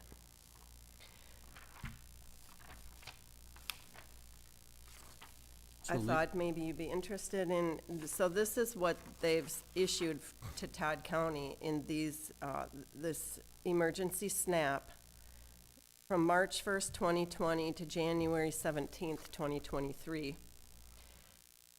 I didn't bring my glasses. $5,984,000, $9,984,050. That was just for Todd That's the County? additional SNAP benefits they issued to Todd County recipients. Which is, you know, scary in one sense because all that money's gonna just disappear from within our region now. Mm-hmm. County. Yeah, yeah. So Lisa, my question is that's above and beyond the regular SNAP, right? So they That's have, above and beyond what they're actually eligible for based on their income and the allowable expenses and deductions we can allow. okay. Wow. Okay. Okay. Okay, so yes, again, that's ending February. March will be the last issuance. Can expect the phones to start ringing after that. Anyway, Lisa, can I ask you another question? SNAP is basically food. I know you said it, you know, it takes over the food stamp program. What else does it take care of? nothing. That's the old food Basically- stamp program. This is Okay, what, it is strictly the went from food part food of it. stamps to food support to SNAP, Okay. Supplemental Nutrition Assistance They're Program. issued a card, correct? Yes. Yeah. Yep, an EBT card. So their benefits go on a card, and they use it in the machine just like anyone would use a debit card or a credit card. Oh, so $6 million. It's gonna, yeah. Wow. It'd be huge. And that was a time frame of 2020 to current? Well, the chart says March 1st, 2020, but I believe in here, it said they began issuing in April of 2020. So that's over About 3 years. Mm-hmm. Can I ask, what was the amount prior to COVID? Was this just additional funds they added during COVID? Yeah, I don't, wonder if there's anything on here that I brought with. Well, that's fine. I was just wondering if it was this big of an increase due to COVID. Oh, yeah, these are the additional funds additional on top of what on they top had of what people were actually eligible for. And this is, go ahead. So they're just gonna go back to where they were at What they were before. at, where they were at before. Right. So then you But throw, unfortunately for our seniors Oh. receiving Social Security, that gives them, what, $23 a month. yeah, and then you throw inflation on it. Right. And it was a So gal that's on, maybe, yeah. there was a gal on TV this Dozen morning. eggs today. Yeah. Maybe one Right. doesn't. Her normal, when she'd buy, would be $65 worth of groceries, and she continued to buy the same stuff. Now it's 107. Yeah. So you think about that with the Mhm. SNAP, and you start getting into the elderly, how this is gonna affect them with the inflation cost in there. You know, at $8 a dozen eggs or, Yeah, not to mention every utility bill that's gone up and yeah. Fuel. cost of Fuel. heat and, So I'm just trying to educate myself. So when you do this, like, benefit packet thing, do, like, the seniors get, like, a higher ranking so that they would be higher than somebody else? I mean, is there like a ranking system? no, they're, Qualification system that, okay, you're a senior, you're on, you're just on regular social security? I'm just trying to educate yeah, myself. they're exempt from certain, like the gross income test and maybe the net income test based on what their situation is, but still, when it comes down to it, we have to count their income, and they, for the most part, Income, end yeah. up with the minimum of $23 per month.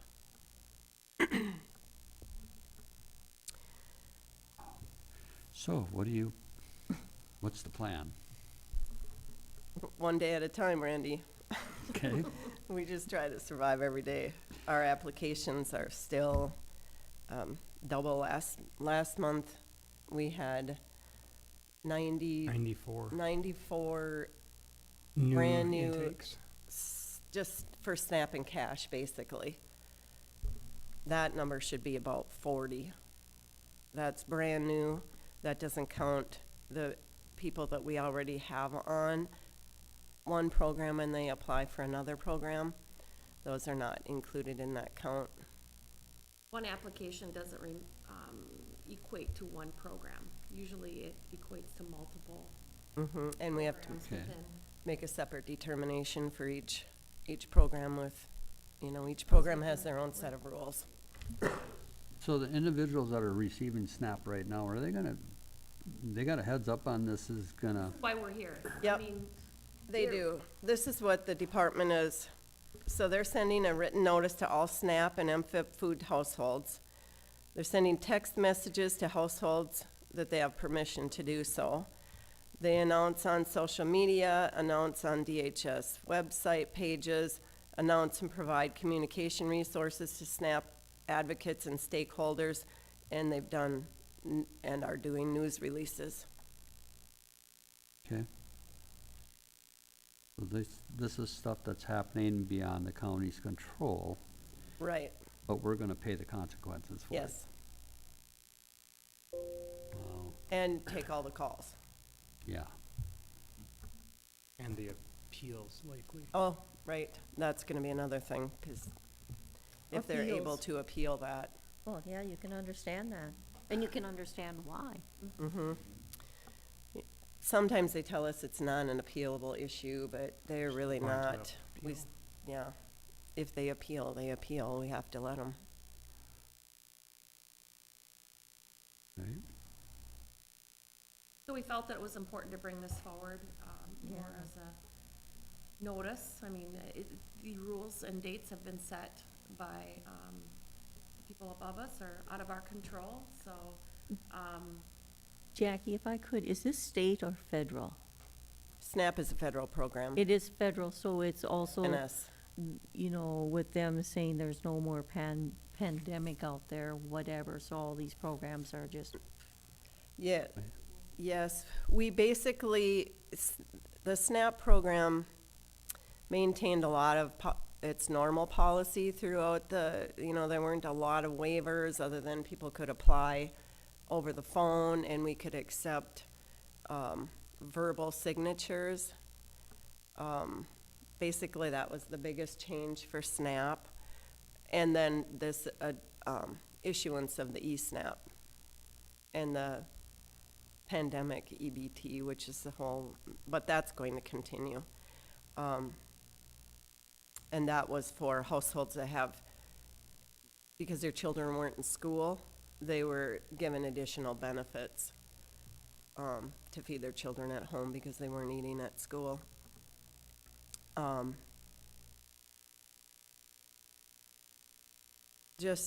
I just ran the numbers. We have 247 additional SNAP cases now than what we had in, well, these are figured from January. We had 952 SNAP households.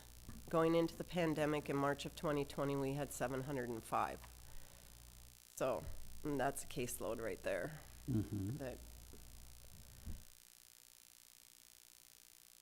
Wow, Yeah.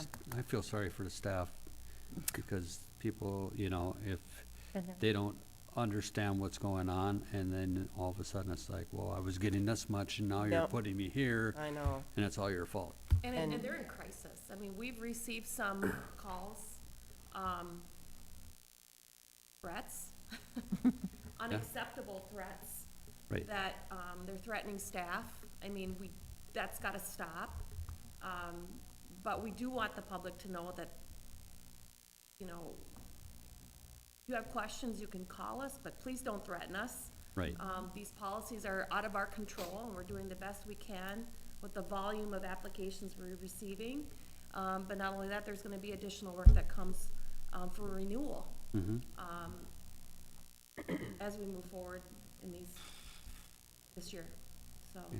All right, And we're short-staffed right now, so that doesn't help. right, Yep, so we're in the process of hiring. okay. Any questions? No, but thank you. Yeah, thank you for that Yeah, update. keeping us So if updated. somebody- That was just one At least we know it's program. coming down on Oh, we us. should talk about healthcare, because that's gonna be, Healthcare will be next, huh? healthcare is going, we're gonna start doing renewals in July. So, because well, they had disconnected the, continuous coverage from the public health emergency, but now the public health emergency is ending anyway. Mhm. The soonest the state can start with renewals, by the time it takes them like 2 months. They have to have 2 months to get them out to the recipients. So July is the first month that we'll start. And then we'll have 12 months to get each household renewed. And that's going to be a lot of work. Most of those cases haven't been touched for 3 years because we haven't been able to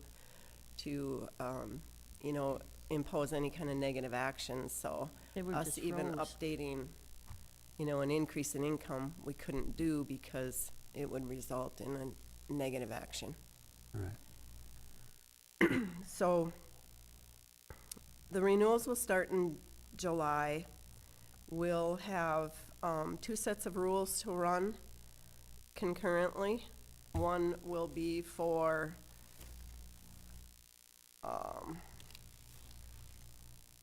I guess it's right here. One is for the MA protected coverage group. So this is coverage for enrollees who had MA on March 31st, 2023, will remain protected by the temporary COVID emergency policies until their first annual MA renewal during the unwinding period. An enrollee is in the MA protected coverage group until their first renewal if the enrollee applied before April 1st, 2023, and was enrolled in MA during March 2023. The enrollee was determined newly eligible for MA based on a beneficial CIC with an effective date before April 1st, 2023, and was enrolled in MA during March 2023. So those people we can't close will be using our public health emergency rules for those people. And then we'll have the MA standard eligibility group, and those are MA enrollees not in the MA protected coverage group, are in the MA standard eligibility group, and those are enrollees that applied for MA on or after April 1st, 2023, even if retroactive coverage is approved before or for March or earlier. The enrollee was determined newly eligible for MA based on a beneficial CIC with an effective date on or after April 1st, 2023, even if retroactive coverage is approved. And the enrollee was in the MA protected coverage group and had a renewal during the unwinding period. So those people will be using standard MA policies for. So it's going to be another challenging year to get through, or 12 months to get through. And our MA, the best I can tell, and these numbers are from the most recent are from December, but it looks like we have approximately almost 700 additional cases in Todd County that we've been maintaining throughout this public health emergency. So people will start losing their eligibility. right. You may get calls about that too. Is there any other networking they can go to, any other resources? Well, when we update, the MET system or MinShare system is a 4-tiered system. So when we go in and do that renewal, maybe they're not going to be MA eligible, but they'll go to the next tier of Okay. Minnesota Care. And then the tier after that is qualified health plans where they might get it. Reduced rate type Yep. deal? Yep. And then the 4th tier is the unsubsidized. Okay, Yep. Which would just be anybody. yep. So that's that's where they will go if they're not eligible for MA anymore. We do have some changes coming. It looks like, so right now we have auto newborns that are eligible for the first year of their life. They're automatically eligible. Now they're increasing that for all children. So we're gonna have more cases than we had prior. Just for that reason, cases will remain open, and I think in the governor's new proposal, and that goes up to age 6. Yeah, so anytime any child's eligible before the age of 6, even if the parent's income changes and makes them no longer eligible, that child will be up until age 6. Until age 6, which is good. Then from 6 to 19, it's for a year after that. Okay. That's what's being proposed. Yep, but that will increase our caseloads permanently. Again. Yeah. Yeah. Yeah. Yep. And then the issues with the Met system in general, you know, the work have to know how to do in order to ensure that the correct coverage is. Because the state then comes in and audits us and tells us if we're not, you need timelines, and we do plan of corrections, so it's.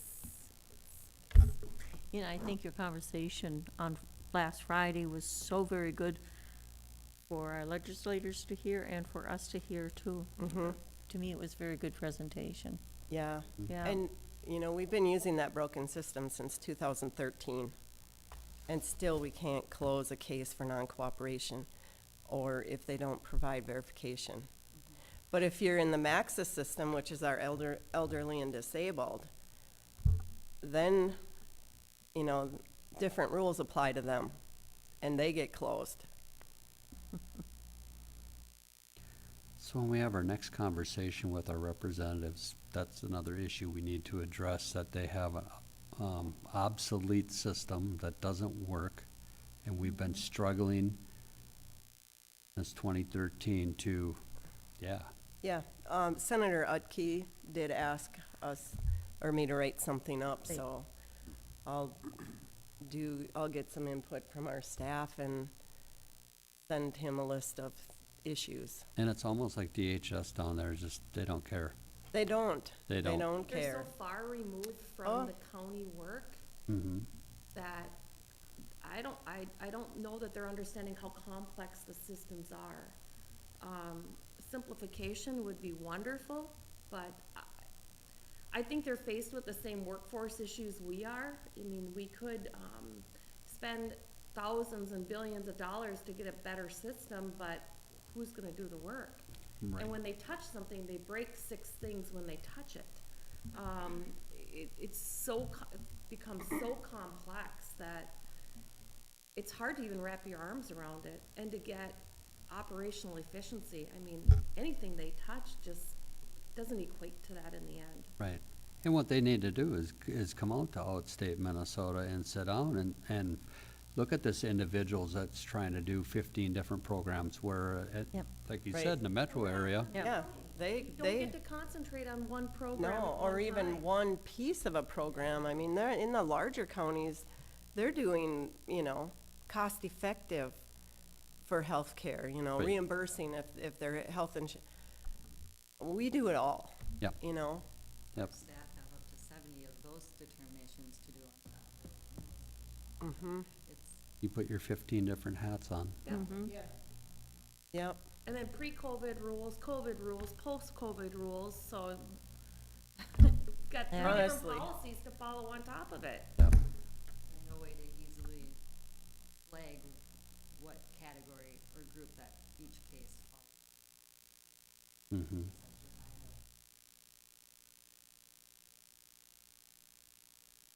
Changes they can implement, or if they have to wait till the renewal.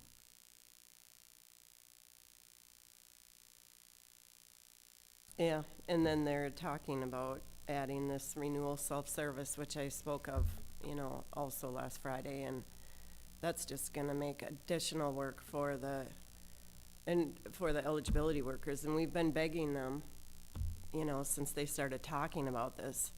not to do it, and certainly don't do it. I mean, the first phase is supposed to be implemented in May. So it's gonna be right during the unwinding, when we have all of that work to do. Yeah. And, yeah.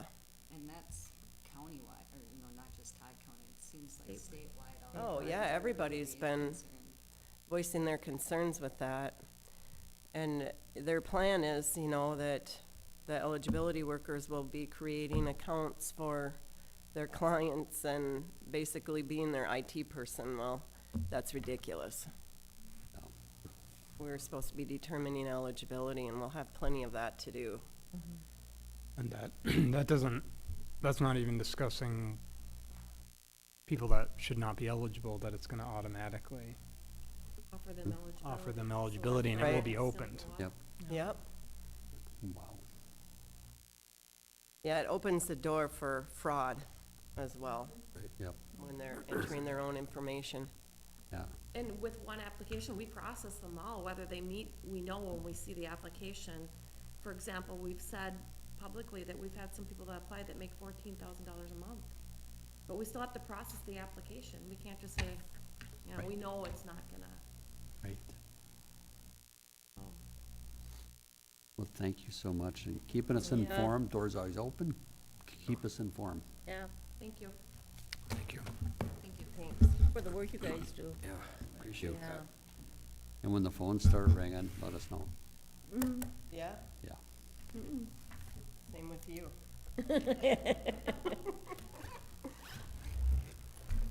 Commissioner Denny said he'd come down and volunteer his services to answer the phone. Down today, we're gonna keep them there. He just. We can, yeah. start That why off- I'm coming today?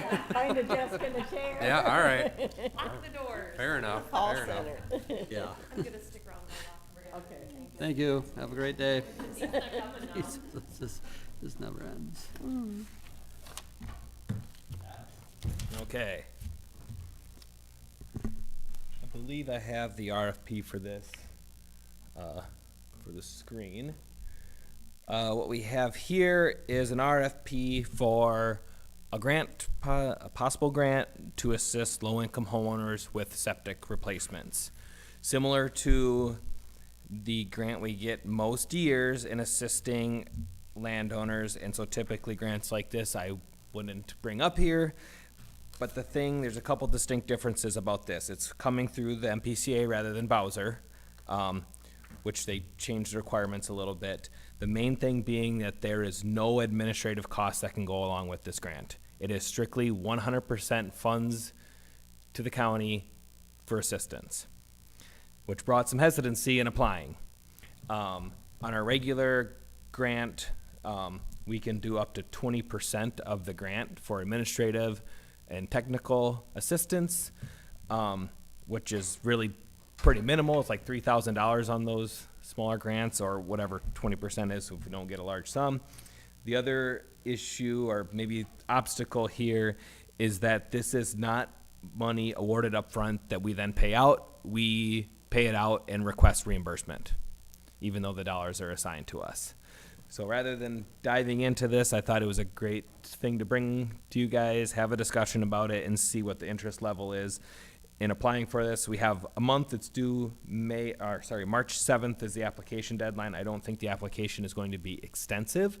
MPCA's grants are usually fairly straightforward, and the reporting should be relatively straightforward throughout the grant cycle. Minimum award amount, we have to apply for at least $100,000, which over a 2-year span, I don't think would be too difficult to get rid of. The maximum award is $750,000, which I think that would be way too much for us to apply for and handle over a 2-year period. There is no match requirement though. So this can be 100% cost share if we chose to do that for landowners. It's really difficult to say what the administrative demand would be on this, but we're already going out and inspecting the systems and doing a lot of the design review and stuff for any system anyway. It would be a little bit more of that potentially, and making sure we have all the bills and everything piled together, kind of more the administrative side of things rather than technical. I think it's a great opportunity, and I think that we would be able to handle it but I didn't want to dive into it without having the discussion here first. So I'm just looking for input and thoughts and see what we think about moving forward. Thoughts, commissioners? This is your sewer money, correct? For your This is additional. We're gonna Additional. get our regular on top of this, which is usually, it varies, maybe 30 to 40,000 each year. Yeah. We're usually able to do 3 or 4 systems a year on that.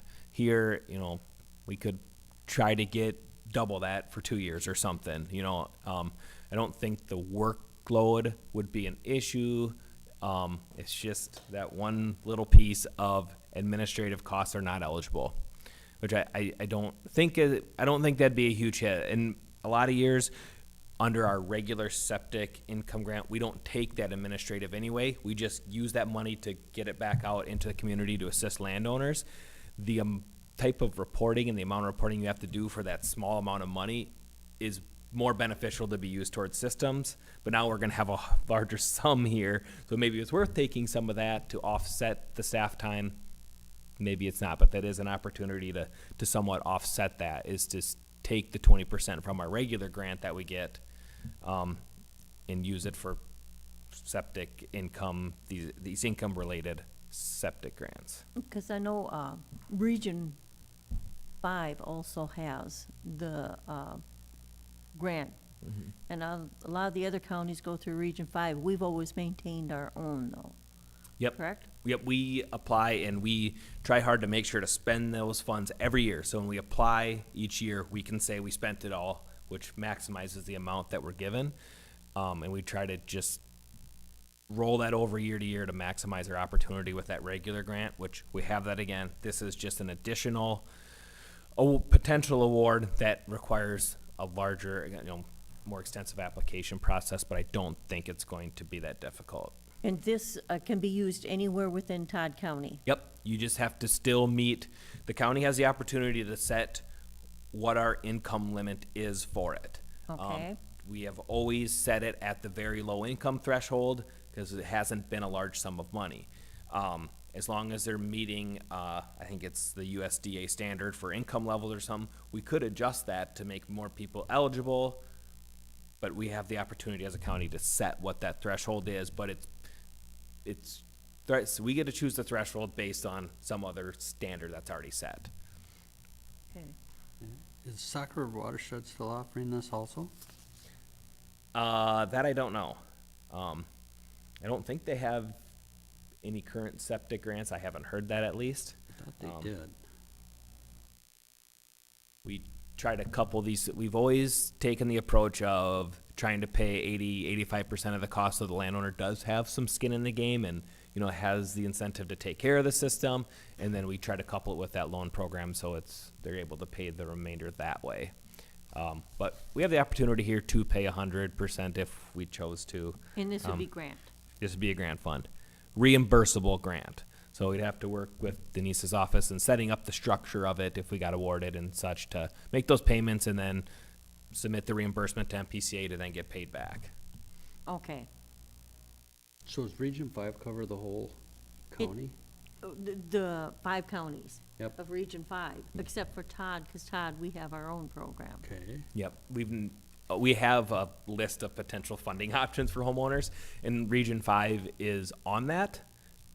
But they make landlords make those phone calls themselves. I don't know what the success rate is with that or how it works. But we try to help as many people as possible each year with the funds we do have available. Runs out quick. Okay. So then the other thing we'd have to look at is check on the Saco River Watershed and see if I thought they did.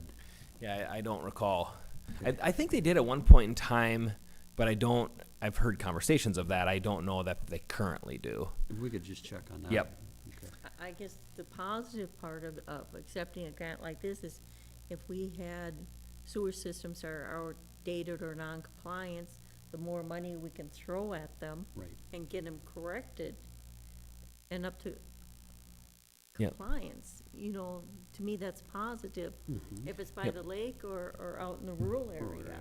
Yeah, Yeah. absolutely. I mean, there is that element of property value increase and tax base, but having a septic system that discharges in the road ditch is a issue for everybody in the public. So here's an opportunity to correct those things. I believe it would be a great thing to apply for, see if we can get some amount of funds. I don't anticipate going anywhere near 750,000, but we maybe would be in the 150 to 200,000 range to try to target 10, 12 systems with this fund over a 2-year period. Okay, that's over a 2-year period. Anything else on that? All right. Okay, we'll move forward with that and we'll try our hand at it. And obviously it's not guaranteed funding. We'll try to go after it. Right. I got a question. Is there any like septic systems that are like a known problem right now? Like the really problematic ones rather than always going for applications or no? There are identified, in here, it says you have to have a failing compliance inspection to be eligible for this. That's identified as failing to protect groundwater or an imminent public health threat. Okay.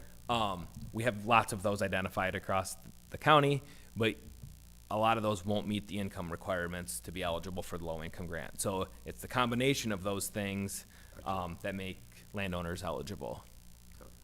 I was just getting at if we had a lot of problematic ones, if we could take care of them with this grant, we send them letters, say, hey, apply, do this right away. But again, with the income not meeting that, I understand that. And we do that annually with our loan funds. We take our list of non-compliant systems that we have identified and say, this is still here, take advantage of it. And it's been fairly successful. We would try to do the same thing here, but zero in on those that would actually be eligible. And I'm not sure exactly how we would do that, but we try to make the public as aware as possible. Okay. Okay. All right, thank you. All right, moving on. Ready to move on? Yep. Okay, and next, related to septics is, potential opportunities here to update our septic ordinance, section 9.08. Just looking to walk through some of the things we've identified as potential opportunities for change, and then, give it its due process. I don't think I had the ordinance in the packet. They're just discussion here. And bring it to the planning commission and the public hearing and just give it its due process for some potential amendments. Some things we identified up front is just small typos and clarifications. There's a few little things in here where periods were missing between numbers and such. We hear a lot of input from our designers at the end of section B, so it's section B 19. We have a requirement for a percolation test on every single system. The septic rule already identifies when you need to do those perk tests, and this is just an addition. And most of the times they're designing those based on the soil type rather than the perk test. It's often been requested to have that removed from our ordinance because it is additional time, hours of time for a perk test, and then that's additional cost on the design of the system. Plus the rule's already set up that states when you need to do a perk test anyway. So that was one thing we'd like to exercise and see if that could be removed from the ordinance. And then the septic rule currently states for holding tanks that you have to have a minimum of 1,000 gallons or 400 times the number of bedrooms. Our local ordinance just states a minimum of 1,500. So we wanted to match those two things up. We can still require a minimum of 1,500 gallons, but in addition, add the part about 400 times the number of bedrooms so that we have a higher standard, but for like a 4-bedroom, it would then require 1,600 gallons and make sure that we're matching what the rule states. Fourth, is kind of the bigger part of it. We still operate a lot of this under the 2006 rule, which is the old yellow book as we refer to it. We want to look into chances to update that to the current rule. There's positives and negatives that go with that. The major distinction is that the 2006 rule allows a 1,000-gallon septic tank on a 4-bedroom or less, and then I think a 7-bedroom is the transition to a 2,000-gallon. So there is a cost benefit to staying under the old rule because you can have a smaller tank on a higher number of bedrooms. The new rule, a 4-bedroom home is 1,500-gallon tank. So there's that cost there. The downside of staying under the old rule is that our contractors, us as staff, we do not receive training on that old rule. It is all the new rule, and there's actually been 2 additions since then. So there was the purple book, and now there was an update just like last year. It's a blue book now with amendments to that rule, and we still reference the 2006 rule. So I think there's this element also of the longer we wait, the further we potentially fall behind in that. But landowners aren't penalized for having a system installed under that old rule. So an inspection only looks at tank integrity and separation to groundwater. So even if you had an existing system that was designed under the old rule and we update to the new rule, there's no penalty for that as long as it's still meeting those inspection criteria. So it's really just that tank sizing thing, which does have a cost benefit to installation of a system. So that's another piece looking into. And then the other major, larger piece of this is our land transfer inspection requirements. Our ordinance requires that at minimum, an inspection be done of an existing system upon change of ownership of the property. If it's failing, you need to update that before you change ownership, unless you set up an escrow account to assist the new owner in paying for it. We quite often hear, well, we just want to do an as-is sale. We want to do an as-is sale, or the buyer has agreed to just take care of it. Well, our ordinance doesn't allow for that. So looking at some of our neighboring counties and how they handle them, in Pipestone, we handled this a little bit different when I was there yet. And I think we can build a better system that gives options and is more enforceable in the end, including signed agreements between the seller and buyer of who's going to be responsible, submitted to the county, and allowing a period of time to then update it rather than right at the time of transfer. So those are really the major highlights of things we'd like to give due process to, put it through the process, and see what type of updates are needed to our septic ordinance. And following our process for amendments, if the public isn't initiating it, it starts at a work session, just trying to get that informal blessing to bring it to the planning commission and run it through the process. That was a lot of information, so I'll be glad to Adam, ask questions. you have to have a public hearing on this. Absolutely. And when would you be thinking about doing a public hearing or bringing it to your board? It would probably be the planning commission meeting in April, because our deadline for the March meeting has passed. So this would go to that planning commission public hearing in April, and then we would, sometimes these amendments take several meetings to work through, and then eventually it'd come back for this board for adoption. Mm-hmm. So the updated versions are set by MPCA, correct? That's correct. So that would be part of it, is going through it almost line by line and making sure those rule references match the new rule and remove any references, because part of our ordinance references 2006 rule, and there's lines that reference the 2012 rule, and now there's a newer version since then.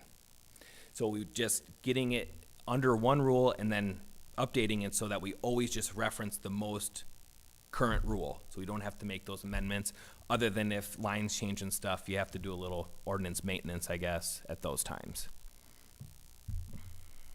So I have another question. So if you put in a holding tank, is our rules saying that before the permit is issued, you have to have a signed contract with a legal pumper in order to get that? Yeah, we require some sort of agreement with a licensed pumper to maintain that system. We do have those forms. We have those forms available in our office. Where Yep. they can take They're- it in, have the pumper sign it, and then bring it back. Yep, they're fillable form. All right. Okay. Any other questions, guys? Nope. All right, I appreciate the conversation, and we'll bring this forward in the near future here. So it'll be probably several months before it comes back before this board, but it'll be on an upcoming planning commission agenda. Okay. All right, thank you. Thank you. Thank Yep. you. And with that, if there's nothing else that needs to come before this